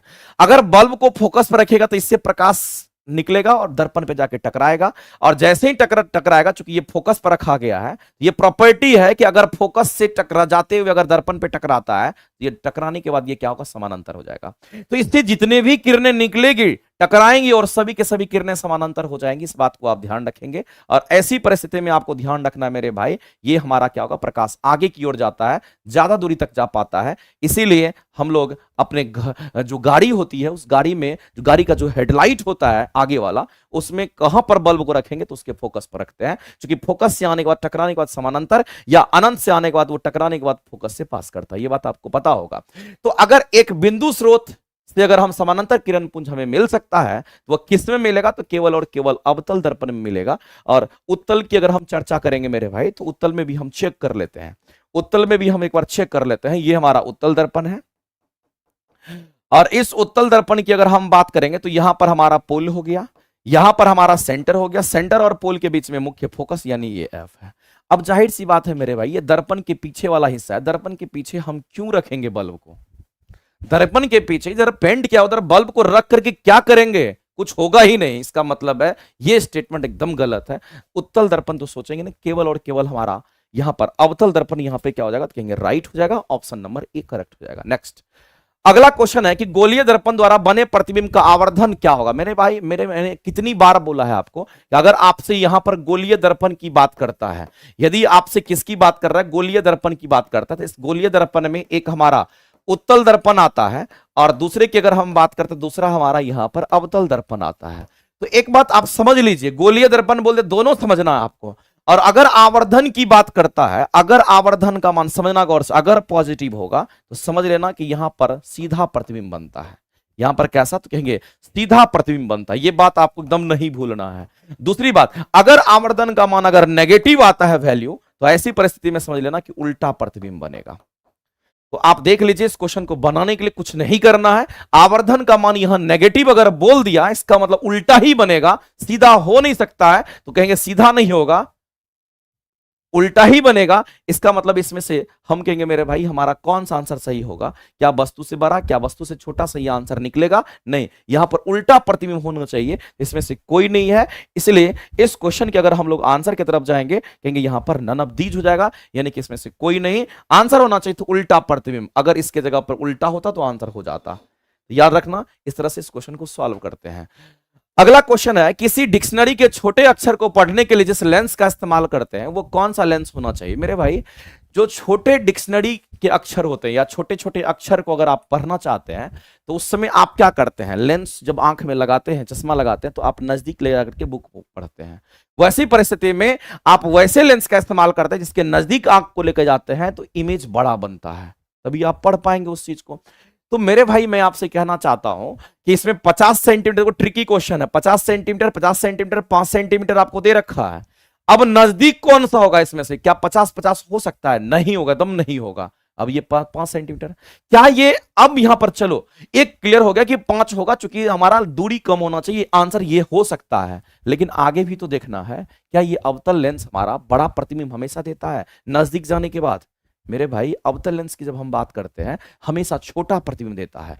ये हमेशा कैसा प्रतिबिंब देता है? हमेशा का मतलब हमेशा होता है, याद रखना, ये हमेशा छोटा प्रतिबिंब देता है। अब बड़ा प्रतिबिंब कौन देगा? तो वो हमारा अब उत्तल लेंस होता है। उत्तल लेंस बड़ा भी देता है, छोटा भी देता है, लेकिन नजदीक जाओगे तो बड़ा प्रतिबिंब देता है। उत्तल लेंस की ये कहानी है। इसीलिए इसमें से हमको लग रहा है कि कोई ऑप्शन आपका करेक्ट नहीं है, इसलिए उपयुक्त में से कोई नहीं आंसर करेंगे। ई ऑप्शन आपके राइट हो जाएंगे। 5 सही है, लेकिन उत्तल होता तो सही होता, अवतल है तो गलत हो गया। आगे चलते हैं। लेंस का मात्रक हमारा डायप्टर होता है, सभी को पता होना चाहिए। और एक बात आप जान लीजिए, पावर की बात करते हैं 1/, में फोकस दूरी, और ये दूरी है, फोकस दूरी है, दूरी का मापन क्या होता है? मीटर। और इसी मीटर इनवर्स को हम डायोप्टर के नाम से भी जानते हैं। इसी को हम लोग क्या कहते हैं मेरे भाई? डायप्टर। इसका मतलब है कि डायप्टर जो है हमारा लेंस की शक्ति की इकाई मानी जाती है। और कहेंगे लेंस का मात्रक हमारा किसमें? तो कहेंगे यहां पर डायप्टर। यहां पर एक्चुअली में लिखना चाहिए था लेंस के शक्ति का मात्रक, लेंस की शक्ति का मात्रक यहां पर मेंशन करना चाहिए था। आगे चलते हैं। अगला क्वेश्चन है कि ये क्वेश्चन आपका एकदम अच्छा है। क्वेश्चन क्या बोला है? इसके लैंग्वेज में ही आपके आंसर छुपे हुए हैं। कह रहा मेरे भाई, एकांक धन आवेश यानी यूनिट पॉजिटिव चार्ज, इसका मतलब ये हो गया कि अगर जिस चार्ज की हम बात करते हैं उसकी वैल्यू 1 यूनिट है, यानी 1 कूलम्ब चार्ज की बात हो रही है। और वो कह रहा है कि 2 बिंदुओं के बीच में क्या करना है? उसको लेके जाना है, स्थानांतरित करना है, तो जाहिर सी बात कार्य करना पड़ेगा। तो मेरे भाई, हम सभी लोग जानते हैं, इस बात को जान लीजिए कि अगर एक बिंदु कोई ये है, दूसरा बिंदु ये है, और ऐसी परिस्थिति में अगर चार्ज अगर जाएगा भी तो हमेशा चार्ज हमेशा किससे? तो कहेंगे पॉजिटिव से नेगेटिव या फिर उच्च विभव से निम्न विभव में जाता है। इस बात को ध्यान रखना। और चार्ज तभी जाएगा जब यहां पर क्या होगा? तो कहेंगे यहां पर विभव में अंतर होगा। तो आवेश का प्रवाह तभी हो सकता है जब हमारा विभवांतर पैदा होगा। तो विभवांतर को हम लोग डीवी से दिखाते हैं, यानी कि यहां और यहां में क्या है? तो पोटेंशियल डिफरेंस है, तभी हम कहेंगे चार्ज जाएगा। क्या जाएगा? तो चार्ज जाएगा। और चार्ज को अगर यहां से यहां लेके जाना है तो कार्य इसमें करना पड़ेगा, और वह कार्य हमारा Q इंटू कितना? तो डीवी हो जाएगा। अब क्वेश्चंस को पढ़िए। आपको बोला है यूनिट पॉजिटिव चार्ज, इसका मतलब है इसके मान 1 रखेंगे, और ये डीवी हमारा हो गया ये कार्य के बराबर। आपके आंसर आ गए कि डीवी जो होगा हमारा वह वर्ग के बराबर। इसका मतलब है आपसे पूछा कार्य जो करना पड़ेगा वह किसके बराबर? तो कहेंगे यहां पर विभवांतर के बराबर, यानी इस क्वेश्चन के आंसर से आपका बी करेक्ट हो जाएगा। आगे चलते हैं, अगला क्वेश्चन है किलोवाट घंटा जो आप घर में इस्तेमाल करते हैं, वो घर में इलेक्ट्रिसिटी यूज करते हैं, तो जो इलेक्ट्रिकल एनर्जी होता है हम लोग जिससे बल्ब जलाते हैं वो सभी के सभी हमारे किलोवाट आवर में होता है और उसको हम लोग यूनिट में भी पे करते हैं। अगला मेरे भाई यहां पर जैव द्रव्यमान ऊर्जा स्रोत की बात करता है, जिसको हम लोग बना सकते हैं, जिस ऊर्जा को हम लोग बना सकते हैं उसको हम लोग क्या कहते हैं, यहां पर जैव द्रव्यमान ऊर्जा स्रोत कहते हैं। और ये हमारा कैसा होता है, कहेंगे यहां पर रिन्यूएबल सोर्सेस ऑफ एनर्जी की हम बात कर रहे हैं। तो जिसको हम बना सकते हैं उसका उदाहरण इसमें से कौन सा नहीं है, गोबर गैस आप बना सकते हैं, पेट्रोलियम आप बनाते हैं, न्यूक्लियर एनर्जी आप पैदा नहीं कर सकते, यही हमारा आंसर हो जाएगा, ऑप्शन नंबर सी आपके राइट हो जाएंगे। अगला, यदि किसी वस्तु द्वारा तय की गई दूरी समय के अनुक्रमानुपाती है, यहां पर दूरी जो है वो समय के अनुक्रमानुपाती है, इसका मतलब है दूरी को हम x से दिखाएंगे, अनुक्रमानुपाती मतलब समानुपाती, किसका, तो यहां पर समय का। मेरे भाई ये थोड़ा सा मैथमेटिक्स है, अगर इसको हम इक्वल टू में कन्वर्ट करेंगे तो एक कांस्टेंट टर्म के आएगा और यहां पर टी हो गया। अब इसी चीज को क्या करना हम लोगों को वेग के टर्म में लेके जाना है कि क्या सर, अगर किसी के पोजीशंस को एक बार अगर डिफरेंशिएट करते हैं टाइम के रिस्पेक्ट में तो ये हमें वेग देता है, इसी को हम लोग क्या कहते हैं, ये हमारा वेग कहलाता है। अगर इसको डिफरेंशिएट किया टाइम के रिस्पेक्ट में, इसको भी करना पड़ेगा, जब इसको रिस्पेक्ट में डिफरेंशिएट कीजिएगा तो कांस्टेंट टर्म हमारा बाहर आ जाएगा और टी हमारा चूंकि टाइम के रिस्पेक्ट में कर रही थी तो वैल्यू 1 हो जाएगा। इसका मतलब के हमारा क्या होगा कि यहां पर कोई कांस्टेंट मान हो गया, इसका मतलब है हमारा जो वेग हो गया मेरे भाई ये हमारा नियत हो गया, और वेग अगर नियत हो गया इसलिए हम कह सकते हैं मेरे भाई अगर दूरी समय के समानुपाती अनुक्रमानुपाती होगा तो वैसी परिस्थिति में वेग हमेशा नियत होगा, क्योंकि यहां पर वेग को हम चाल इसलिए कहेंगे क्योंकि दूरी की बात कही गई है। इसलिए मेरे भाई हम लोग यहां पर एक समान चाल को यहां पर फोकस करेंगे, यानी कि आंसर हमारा ऑप्शन नंबर बी यहां पे करेक्ट हो जाएगा। अगले क्वेश्चन पे चलते हैं, अगला क्वेश्चन एकदम आसान है, कह रहा है इतने ग्राम द्रव्यमान की वस्तु ए जिसमें इतना त्वरण है, और कह रहा है कोई दूसरा बल इतना अगर लग रहा है तो बताइए कि 20 ग्राम है इतना मीटर पर सेकंड त्वरण से, बताइए किसमें ज्यादा किसमें कम। तो गुना करिए ना, बल कहने का मतलब इन दोनों का गुणनफल, ए वस्तु का, यहां पर बल निकालेंगे इसका मतलब इन दोनों का गुणनफल द्रव्यमान गुना त्वरण। तो यहां पर कितना 80, यहां पर कितना 100, इसका मतलब बी का ज्यादा ए का कम, इसका मतलब बी का क्या होगा, तो ए की अपेक्षा बी बड़ा बल होगा, ऑप्शन नंबर बी आपका राइट हो जाएगा। अगला क्वेश्चन है कि बर्फ का एक टुकड़ा जो है वो जल की सतह पर तैरता है। बिल्कुल मेरे भाई, अगर बर्फ का टुकड़ा रहे कि किसी का भी टुकड़ा रहे फर्क नहीं पड़ता, अगर वह तैरता है तो ड्यू टू डेंसिटी डिफरेंस, याद रखना ये आपका ड्यू टू डेंसिटी डिफरेंस ऐसा होता है, ड्यू टू डेंसिटी डिफरेंस ऐसा होता है। और जिसकी डेंसिटी कम होती, जिसका घनत्व कम होता वो हमेशा तैरता है, और जिसका घनत्व ज्यादा होगा वो हमेशा क्या होगा, तो डूब जाता है। इसका मतलब जिसकी घनत्व ज्यादा होता है हम कहेंगे वो हल्का होता है, जिसका घनत्व कम, सॉरी जिसका घनत्व कम होगा वो हल्का होता है। इसका मतलब बर्फ जल के पर जल से हल्की होगी इसलिए वो तैरती है क्योंकि उसकी डेंसिटी कम होती है। अगला है कि कौन सा ठोस द्रव मिश्रण का प्रतिनिधित्व करता है। मेरे भाई यहां पर ठोस और द्रव का मिश्रण बनाना है। अगर आप यहां पे गौर से देखिए, चीनी है, बालू है, ये दोनों तो ठोस हो गया, ई ऑप्शन नहीं होगा क्योंकि यहां ठोस और द्रव की बात कर रहा है। दूसरा क्या है, तो नमक, नमक की बात कर रहा है और जल की बात कर रहा है, ये ठोस है ये द्रव है, यही हो जाएगा। इसका मतलब है मेरे भाई यहां पर मिश्रण बन गया। अगला क्वेश्चन, कौन सा रासायनिक परिवर्तन, रासायनिक परिवर्तन कल भी हम आपको बताए थे, और याद रख लेना मेरे भाई कि अगर हम यहां पर जिस रासायनिक परिवर्तन की हम बात करते हैं, इस रासायनिक परिवर्तन के लिए एक बात आपको ध्यान रखना पड़ेगा, ये इरिवर्सिबल होता है। ये कैसा होता है, तो याद रखना मेरे भाई ये हमारा इरिवर्सिबल होता है। इरिवर्सिबल कहने का मतलब ये कैसा प्रोसेस होगा, तो कहेंगे इरिवर्सिबल होगा। जैसे कि मान लेते हैं कि कार्बन और ऑक्सीजन मिलकर के जला, कार्बन डाइऑक्साइड गैस का फॉर्मेशन कर दिया, तो ये बस इससे ये बनेगा, उल्टा नहीं होगा। उल्टा अगर होता तो रिवर्सिबल हो जाता, रिवर्स हो जाता, लेकिन ये अगर ऐसा हो गया तो हो गया, ये उल्टा नहीं होगा। इसका मतलब ऐसे रिएक्शन जो हमारे होते हैं या ऐसे जो कंपाउंड का फॉर्मेशन होगा वो रासायनिक परिवर्तन होता है। अब देखिए, अगर जल का उबलना, तो जल को गर्म कीजिएगा तो उबल जाएगा, ठंडा करेंगे तो फिर वही जल बन जाएगा। लोहे का पिघलना, पिघला दिए तो हमारा लोहा लिक्विड बन गया, ठंडा कर दिए तो फिर लोहा बन गया। कोयला को जला दिए, जल अगर गया तो फिर कोयला नहीं बनेगा मेरे भाई। इसका मतलब यही हो जाएगा, आंसर करेंगे सी। नेक्स्ट आगे चलते हैं, अगला क्वेश्चन आपका है कि यहां पर इस क्वेश्चन में क्या छुपा हुआ है। कह रहा द्विधनात्मक आयंस की बात कर रहा है, और द्विधनात्मक आयंस किसका बोला है मेरे, यहां देखिए इस पर फोकस करना है, द्विधनात्मक पर फोकस करना है। द्विधनात्मक आयन कौन सा, तो एम की बात कर रहा है। एम हमारा कोई एलिमेंट्स है, इस पर द्विधनात्मक आयंस कहने का मतलब 2+ की बात कर रहा है, जिसका इलेक्ट्रॉनिक कॉन्फ़िगरेशन आपके सामने दे रखा है कितना, तो 2, 8 और यहां पर 14। मेरे भाई अगर द्विधनात्मक आयंस है तो ऐसा होगा, अब जाहिर सी बात है कि हमारा प्लस माइनस कुछ भी रहे, फर्क नहीं पड़ता है किसी भी एलिमेंट का। अगर परमाणु संख्या, न्यूट्रॉनों की संख्या या द्रव्यमान संख्या ज्ञात करना होता है तो कंप्लीट संतुलित अवस्था में उसके लिए जानते हैं। तो यह बात तो क्लियर है कि अगर 2 प्लस है इसका मतलब 2 इलेक्ट्रॉन की कमी है। अगर 2 इलेक्ट्रॉन की कमी है इसका मतलब इसको अगर स्टेबल होना होगा, इसका मतलब है इसमें कितने हो जाएंगे, तो 2, 8 और 14 की जगह पे कितना हो जाएगा, तो कहेंगे 16, क्योंकि इसमें 2 की कमी थी, 2 यहां पर पूरा कर रहे हैं। अब आपको ये एलिमेंट पर आपको क्या करना, फोकस करना। इसका मतलब है कि आप इसको अगर देखते हैं इसका परमाणु संख्या कितना हो जाएगा, 2, 8, 10 और 10 और 16 कितना हो जाएगा, तो कहेंगे ये हमारा 26, यानी परमाणु संख्या 26। और आपको क्वेश्चन में बोला कि भार इसका कितना, तो हम कहेंगे ये 56 दे रखा है। और न्यूट्रॉनों की संख्या ज्ञात करना है तो इन दोनों को घटा दीजिए। आप कहेंगे सर न्यूट्रॉनों की संख्या घटाने पर मिलेगा, इसका मतलब ये 30 हो गया। आंसर करेंगे ऑप्शन नंबर ए करेक्ट हो जाएगा। बहुत लोग इसी पर निकालते हैं जिसकी वजह से गलत हो जाता है। पहले स्टेबल कंडीशन में लाएंगे फिर हम लोग न्यूट्रॉनों की संख्या कैलकुलेट करते हैं, ये तरीका है। अगला क्वेश्चन देखिए, वैसे ही कुछ क्वेश्चन आपके सामने है। एक पोटेशियम की बात कही गई है जिसका परमाणु संख्या 19 है, द्रव्यमान संख्या 40 है, लेकिन इस पूरे कंपाउंड पर क्या कर दिया गया मेरे भाई, -1 रख दिया गया। अगर -1 रखा गया इसका मीनिंग यह हो गया कि उसमें उतने इलेक्ट्रॉन ज्यादा है। इसका मतलब है मेरे भाई इस पर इतने इलेक्ट्रॉन ज्यादा है, पहले से 19 है, एक इलेक्ट्रॉन अगर चढ़ गया इस पर तो टोटल कितने हो गए, 20। आंसर करेंगे। अगला क्वेश्चन मेरे भाई है कि निम्नलिखित में से कौन सा समीकरण हमारा संतुलित, देखने के बाद ही पता चलता है। एक आयरन, 2 क्लोरीन, यहां 3 क्लोरीन है, असंतुलित।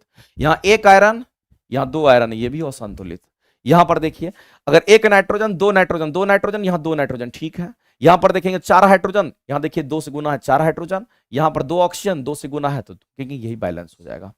तो ये भी चीज आपको ध्यान रखना। अगला क्वेश्चन हमारा, एक चीज और आप जान लीजिए, इसमें कई बार ये क्वेश्चन पूछता है कि एक तो आपका अमोनियम यहां पर नाइट्रोजन डाइऑक्साइड था, एक आपसे पूछता है अमोनियम नाइट्रेट की हम बात करते हैं। अमोनियम नाइट्रेट को जब हम गर्म करते हैं, इसमें भी गर्म ही कर रहे हैं, जब गर्म करते हैं तो यहां पर हमें क्या मिलता है, याद रखना, यहां पर जो कंपाउंड्स हमें मिलता है मेरे भाई, यहां पर याद रखना, ये हमें जो मिलता है इसको हम लोग नाइट्रोजन, यहां पर नाइट्रस ऑक्साइड्स के नाम से हम लोग जानते हैं, इसको लाफिंग गैस कहते हैं। ये हमारा कौन सा गैस है मेरे भाई, तो कहेंगे ये हमारा लाफिंग गैस। तो लाफिंग गैस हमें कब प्राप्त होता है, जब अमोनियम नाइट्रेट को हम हीट करते हैं, गर्म करने के बाद ये गैस प्राप्त होता है, इसको हम लोग यहां पर लाफिंग गैस कहते हैं, याद रखेंगे। अगला एसिटिक अम्ल की बात करते हैं। एसिटिक अम्ल अगर दुर्बल अम्ल है, इसका मतलब क्या है, इसका मतलब हाइड्रोजन प्लस आयन कम देगा, इसका मतलब कम घुलेगा पानी में। अगर ज्यादा घुल जाएगा, बढ़िया से घुल जाएगा तो अच्छे तरीके से टूट जाएगा आयन में, तब तो हम कहेंगे वो हमारा अच्छा प्रबल अम्ल हो जाएगा। लेकिन ये दुर्बल अम्ल की तरफ फोकस कर रहा है, इसका मतलब है मेरे भाई अगर अम्ल दुर्बल है इसका मतलब है इसका जलीय विलयन जो है वो कंप्लीट रूप से नहीं हुआ है, यानी आंशिक रूप से हुआ है। इसका मतलब है मेरे में जब पार्सली ये डिसॉल्व हुआ है। अगर ये कंप्लीटली अगर हो जाता तब स्ट्रॉन्ग एसिड होता। याद रखना, अगर जल में कोई भी चीज अगर कंप्लीटली घुल जाता है तो वैसी परिस्थिति में हम कहते हैं वो हमारा स्ट्रॉन्ग एसिड होता है। तो यहां देख लीजिए आंशिक रूप से पिघल रहा है, उसमें गल रहा है, इसका मतलब है मेरे भाई कि हमारा ये दुर्बल अम्ल कहलाएगा। याद रखेंगे। आगे चलते हैं। अगला क्वेश्चन हमारा है कि अगर हम यहां पर H2O का रिएक्शंस अगर हम किसी एसिड के साथ अगर कर रहे हैं तो हमें हाइड्रोनियम आयंस यानी H3O मिल रहा है और क्लोरीन हमें बाहर निकल रहा है, जिसमें जल का आचरण कैसा होगा। तो जो जल हमारा होता है वो कैसा होगा मेरे भाई, तो ये हमारा बेसिक होता है और बेसिक भस्म जो होता है हमारा बेस नेचर का होता है। इसलिए ये भस्म जो बेसिक होता है, तो ये सॉल्ट नहीं होगा, एसिड नहीं होगा, बेस होना चाहिए था। जो भी प्राप्त होगा हमें यहां पर बेस प्राप्त होना चाहिए और ऐसे में हम कहेंगे भस्म हमारा हो जाएगा। ऑप्शन नंबर बी करेंगे। अगला क्वेश्चन है कि सोडियम सल्फेट का जलीय विलयन आपको खोजना है। तो सोडियम सल्फेट का जो जलीय विलयन, सोडियम सल्फेट कहने का मतलब है कि सोडियम सल्फेट Na, यहां पर SO4 हमारा हो जाएगा। इसको हम लोग सोडियम सल्फेट को Na2SO4 के नाम से हम लोग जानते हैं। और इसका जलीय विलयन कहने का मतलब इसको पानी के साथ हम लोग मिला देंगे और इसके बाद जो कंपाउंड्स बनेगा वो आपसे पूछा गया है। तो सोडियम सल्फेट का जब जलीय विलयन अगर हम लोग करते हैं मेरे भाई, तो यहां पर हमारा आंसर क्या हो जाएगा, उदासीन होगा, क्षारीय होगा या अम्लीय होगा। बताइए इस क्वेश्चन के आंसर्स हम लोग क्या करेंगे। एक बार सभी लोग फटाफट करके इस क्वेश्चन के आंसर्स कर दीजिए और हमको लगता है कि आप आंसर्स करके बताएंगे। जल्दी से एक बार आंसर्स करेंगे सभी मेरे भाई लोग, जितने लोग देख रहे हैं। तो सोडियम सल्फेट की अगर बात करते हैं, पानी में ये पूरी तरीके से डिजॉल्व हो जाता है, कंप्लीटली सोल्युबल इन वाटर। याद रखेंगे अगर कंप्लीटली सोडियम सल्फेट हमारा क्या है मेरे भाई, तो हम कहेंगे यहां पर हमारा क्षार है और ये कंप्लीटली सोल्युबल होता है किसमें, तो वाटर में। याद रखेंगे उतना करने का झंझट नहीं पालना है आपको, ये कंपाउंड को याद रखना है। सोडियम सल्फेट की अगर बात करते हैं तो ये हमारा क्या होगा, तो कहेंगे यहां पर ये हमारा कंप्लीटली, ध्यान रखेंगे ये हमारा कंप्लीटली सॉल्युबल इन वाटर। अगर ये हमारा अच्छे तरीके से पानी में अगर घुल जाएगा तो ऐसी परिस्थिति में याद रखना मेरे भाई कि ये न्यूट्रल सॉल्यूशन देगा। ये कैसा सॉल्यूशन देगा? तो ये न्यूट्रल सॉल्यूशन देगा, और जब न्यूट्रल सॉल्यूशन देगा तो इसका पीएच मान कितना हो जाएगा? तो कहेंगे 7 हो जाएगा। तो आपसे यहां पर इस क्वेश्चन का आंसर सीधा सीधा पूछा गया था, सोडियम सल्फेट का जलीय विलयन, लेकिन इसमें लिखना चाहिए था कंप्लीटली सॉल्युबल, ये चीज मेंशन करना चाहिए था, नहीं लिखा है तो आंसर वैसे हम लोग इसी के साथ जाएंगे, लेकिन कंप्लीटली सॉल्युबल होगा तभी मिलेगा ऐसा। अगला हमारा क्वेश्चन ये है कि एक कार्बनिक यौगिक ए है जिसको अभिक्रिया कराते हैं किससे? तो सोडियम बाइकार्बोनेट से, और सोडियम बाइकार्बोनेट के संतृप्त जलीय घोल से कराने पर फुदफुदाहट के साथ कार्बन डाइऑक्साइड गैस निकलता है। बताइए मेरे भाई, जब कभी भी अगर हम सोडियम बाइकार्बोनेट का रिएक्शन कराएंगे, जैसे कि H2SO4 के साथ रिएक्शन करा देते हैं या किसी एसिड के साथ कराएंगे तभी ऐसा होगा। तो आपके साथ अल्केन है, आपके सामने अल्काइन है, और आपके सामने क्या है? तो एथोनिक एसिड है। चाहे एथोनिक एसिड रहे, चाहे HCl रहे या H2SO4 रहे, लेकिन एसिड होना चाहिए। क्या होना चाहिए? तो अगर हम यहां पर किसी भी एसिड की बात करते हैं, यहां पर NaHCO3 की बात करते हैं, यहां पर अगर हम किसी एसिड को चूज करते हैं, चाहे एसिड में हमारा HCl भी हो सकता है, एसिड में हमारा H2SO4 भी हो सकता है, एसिड में हमारा क्या हो सकता है मेरे भाई? तो हम लोग यहां पर कहेंगे दूसरा एसिड यहां पर हमारा कौन सा? तो एथेनोइक एसिड की हम बात करते हैं, इसको हम लोग क्या बोलेंगे? तो यहां पर एथेनोइक एसिड की बात करते हैं, और एथेनोइक एसिड को ही हम लोग क्या कहते हैं? तो याद रखना मेरे भाई, एसिटिक एसिड के नाम से जानते हैं। ये एसिटिक एसिड, और इसी को हम लोग कहते हैं CH3COOH हमारा होता है। अगर इनमें से कोई भी एसिड का रिएक्शन अगर हम इसके साथ कराएंगे, जिसको NaHCO3 कहते हैं, जो हमारा सोडियम बाइकार्बोनेट होता है, या सोडियम हाइड्रोजन कार्बन कहते हैं, जो कि हमारा बेकिंग सोडा होता है, खाने वाला सोडा होता है, इसके साथ जब भी रिएक्शन कराओगे वैसी परिस्थिति में याद रखना मेरे भाई, हमेशा ये कार्बन डाइऑक्साइड गैस को रिलीज करता है, हमेशा कार्बन डाइऑक्साइड गैस रिलीज करता है। तो आपसे बोला गया था एक कार्बनिक एक की अभिक्रिया जो कराना है, इससे कराना है, और ये गैस प्राप्त होता है, तो बताइए वो हमारा कौन सा होगा? तो कोई एसिड ही होगा एक के जगह पे। तो बताइए क्या ऑप्शन हमारा अल्केन हो सकता है, क्या अल्काइन हो सकता है? एक एसिड दे रखा है ऑप्शंस में, वही हम लोग राइट करेंगे। तो ये तरीका है कि आपको अगर रिएक्शंस नहीं भी पता है तो आप आंसर ढूंढ सकते हो, बशर्ते कि ये कंसेप्ट पता रहेगा तभी बनेगा, अदरवाइज नहीं बनेगा। अगला क्वेश्चन है कि केंद्रक में पाए जाने वाले जो गाढ़े द्रव होते हैं उसको हम लोग क्या कहेंगे? तो केंद्रक के अंदर जो द्रव होते हैं उसको हम लोग केंद्रक द्रव कहते हैं। ये सेंट्रीफ्यूगल गलत लिखा हुआ है, केंद्रक द्रव हम लोग कहते हैं। और मैट्रिक्स जो होता है ये कहां का? तो कहेंगे मैट्रिक्स जो द्रव पदार्थ होता है ये हमारे माइटोकॉन्ड्रिया में होता है। इस बात को आप आगे चलते हैं। अगला क्वेश्चन आपका थोड़ा सा ये अच्छा क्वेश्चन है, इसके बारे में थोड़ा चर्चा कर लेते हैं। जीवित कोशिकाएं पाई जाती है, तो जीवित कोशिका जब भी पाई जाती है, अगर प्लांट सेल में बोलेगा तो याद रखना मेरे भाई, इसको हम लोग पैरेनकाइमा कहते हैं। क्या बोलेंगे इसको? तो इसको हम लोग पैरेनकाइमा कहते हैं। और दूसरा जो हमारा होता है तो याद रखना पैरेनकाइमा में होगा, और दूसरा किस में होगा? तो कहीं यहां पर कोलेनकाइमा की बात करते हैं। तो पैरेनकाइमा और कोलेनकाइमा में क्या होता है? जीवित कोशिकाएं पाई जाती है। लेकिन अगर आपके सामने यहां पर स्क्लेरेनकाइमा की अगर बात करते हैं, अगर आपके सामने यहां पर स्क्लेरेनकाइमा की अगर बात कही जाती है, तो ये हमारा कैसा कहेंगे? इसमें दृढ़ उत्तक इसी को बोलते हैं। इसको हम लोग क्या बोलेंगे मेरे भाई? तो इसको हम लोग दृढ़ उत्तक के नाम से हम लोग जानते हैं, याद रखें, दृढ़ उत्तक के नाम से जानते हैं। और ये निर्जीव कोशिका का बना होता है। ये किसका? तो निर्जीव कोशिका का बना होता है। और जो निर्जीव कोशिका का बना होता है मेरे भाई वो हार्ड होता है। निर्जीव कोशिका का ये क्या होगा? तो कहेंगे बना होता है। और अगर ये निर्जीव कोशिका का बना हुआ है, इसका मतलब समझ लेना कि ये हमारा कठोर होगा, यानी कि हार्ड होगा। लेकिन इसकी बात अगर करते हैं, ये हमारा चाहे ये हमारा कैसा होगा? तो मेरे भाई यहां पर सजीव कोशिका से बना होता है। ये हमारा किससे? तो सजीव कोशिका से बना होता है। ये हमारा किससे? तो सजीव कोशिका से बना होता है। इस बात को आप ध्यान रखेंगे। अगर ये सजीव कोशिका से बना हुआ है तो इस क्वेश्चन के आंसर क्या होगा? तो पैरेनकाइमा को हिंदी में मृदु उत्तक के नाम से हम लोग जानते हैं।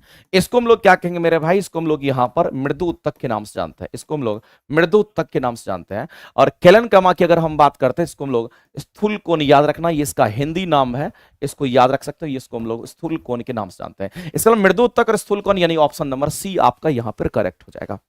तो ये क्वेश्चन आपसे ऐसे ही पूछा गया था, इसलिए आंसर करेंगे ऑप्शन नंबर सी आपका राइट। मृदुत्तक और स्थूल कोण आपका हो जाएगा, यानी सॉफ्ट टिश्यू या फिर हम लोग मैक्रो एंगल जो भी लिखा हुआ है। लेकिन इसका ये इंग्लिश नहीं है, इंग्लिश एकदम आपका फालतू लिखा हुआ है।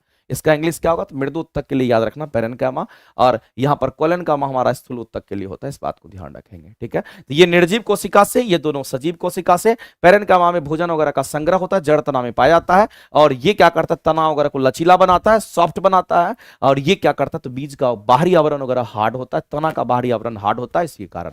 अगला क्वेश्चन भी आपके लिए जहां यहां पर बायोलॉजी का ये भी क्वेश्चन से कह रहा है किस प्रकार के पौधे की जो पत्तियां होती है वो समानांतर सिरा विन्यास रखती है। मेरे भाई आप पत्ती देखते होंगे, से प्लांट की पत्तियां कुछ इस तरह से होती है। तो इस प्लांट की पत्ती में आप देखिएगा, अगर एक इधर तो एक इधर, एक इधर तो एक इधर, इसका मतलब है आपको ये दिखेगा कि ये सभी आपस में पैरेलल यहां पर क्या, तो ये वेन्स है। ये आपको पता होना चाहिए कि ये वेन्स है और इसको हम लोग क्या कहते हैं, इसको हम लोग सिरा कहते हैं। और ये जो मोटा वाला होता है इसको हम लोग मिड रिब्स के नाम से जानते हैं। इसको हम लोग क्या कहते हैं मेरे भाई, ये हमारा मिड रिब्स होता है। और याद रखना इसको हिंदी में हम लोग मध्य सिरा के नाम से जानते हैं। इसको हम लोग क्या कहेंगे, तो इसको मध्य सिरा हम लोग कहते हैं। अब मामला यह है कि अगर ये बराबर बराबर होगा, समानांतर होगा, उसको हम लोग क्या कहेंगे, तो कहेंगे वो हमारा जनरली अगर ये समानांतर होता है तो उसको हम कहते हैं वो एक बीजपत्री में ऐसा होता है। और एक बीजपत्री हम उसको कहते हैं जिसके बीज दो भाग में नहीं बटते, वो एक बीजपत्री कहलाता है। जितने भी प्लांट आप देखते होंगे जिसके बीज दो भाग में नहीं बटेंगे उसका मतलब एक बीजपत्री। और अगर वो एक बीजपत्री हो गया तो उसके लीफ में ये पैरेलल आपका होगा। ये सभी के सभी आपस में पैरेलल लाइंस की तरह आपको यहां पर दिखेंगे। अब दूसरा यहां पर आता है कि डायकोट की बात करते हैं, जिसके बीज दो भाग में बट जाते हैं उसको डायकोट कहते हैं। और याद रखना मेरे भाई कि जो डायकोट होता है, जैसे कि आप यहां पर एग्जांपल के तौर पे समझिए, ज्यादा समझिएगा, जैसे कि मान लेते हैं कि पीपल की जो पत्तियां होती है, पीपल की अगर हम पत्तियां की बात करते हैं, आप नहीं देखेंगे ऐसा हो ही नहीं सकता है। पीपल की पत्तियां की बात करते हैं, आप देखिए पीपल की पत्तियां कुछ दिन तक जब रखा रहता है, जमीन पर गिरा हुआ रहता है, खराब हो जाता है, तो देखिएगा उस पीपल की पत्ती में आप गौर से देखना कि ऐसे अगर हम यहां पर पीपल की पत्ती थोड़ा सा बना देते हैं, आपको ऐसे पीपल की पत्ती अगर बना देते हैं तो आप देखिए गौर से देखना उसमें जालीनुमा संरचना बन जाता है। उसमें कैसा संरचना बनेगा मेरे भाई, उसमें इस तरह से जालीनुमा संरचना आपको दिखेगा। इसका मतलब है कि जिसमें जालीनुमा संरचना होता है, जिसमें कैसा, तो कहेंगे यहां पर जालीनुमा संरचना की हम बात करते हैं। जालीनुमा संरचना की अगर हम बात करते हैं, जालीनुमा संरचना जो होता है उसको हम लोग डायकोट कहते हैं। और अगर समानांतर तरह से वेन अगर रहती है, वैन है, ये वैन है, सब ये हमारा वेन है, जालीनुमा अगर बनाता है उसको हम लोग डायकोट कहते हैं। और जो पैरेलल होता है समानांतर उसको हम लोग क्या कहेंगे, तो यहां पर मोनोकोट, यानी कहने का मतलब एक बीजपत्री के नाम से जानते हैं। तो इस क्वेश्चन के अगर आंसर करेंगे तो ऑप्शन नंबर ये, चूंकि यहां पर बोला है कि समानांतर हमारा क्या करेगा, यहां पर सिरा का विन्यास होना चाहिए, आंसर करेंगे ऑप्शन नंबर हमारा यहां पर बी करेक्ट जाएगा।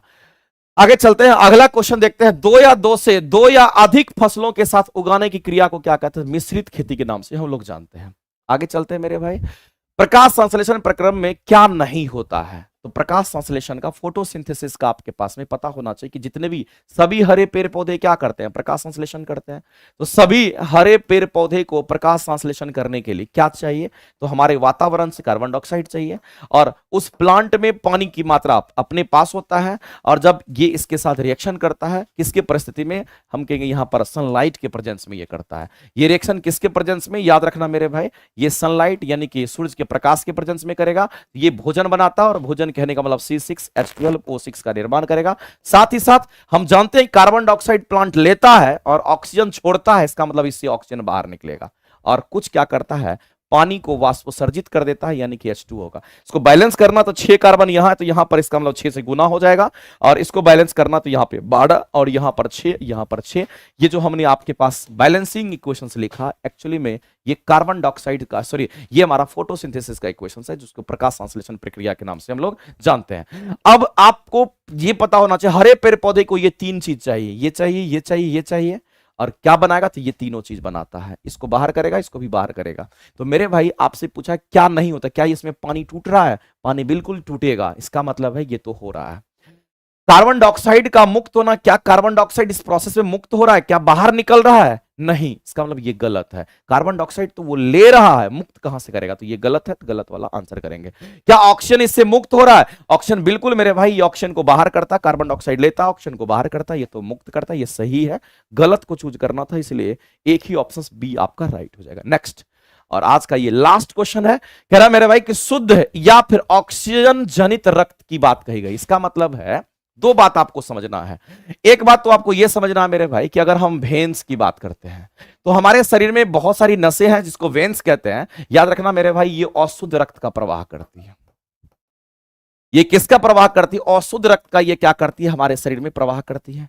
दूसरा मेरे भाई क्या है, तो कहेंगे इसको हम लोग आर्टरी के नाम से जानते हैं। इसको हम लोग आर्टरी कहते हैं। और आर्टरी को हम लोग क्या कहेंगे, तो धमनी कहते हैं। और जो धमनी हमारा है ये शुद्ध रक्त का प्रवाह करता है।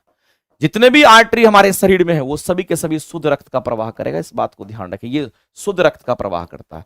अब मामला ये है मेरे भाई कि इस क्वेश्चन में ये बोला है कि शुद्ध यानी कि ऑक्सीजन जनित रोग, या सॉरी रक्त की बात करेगा।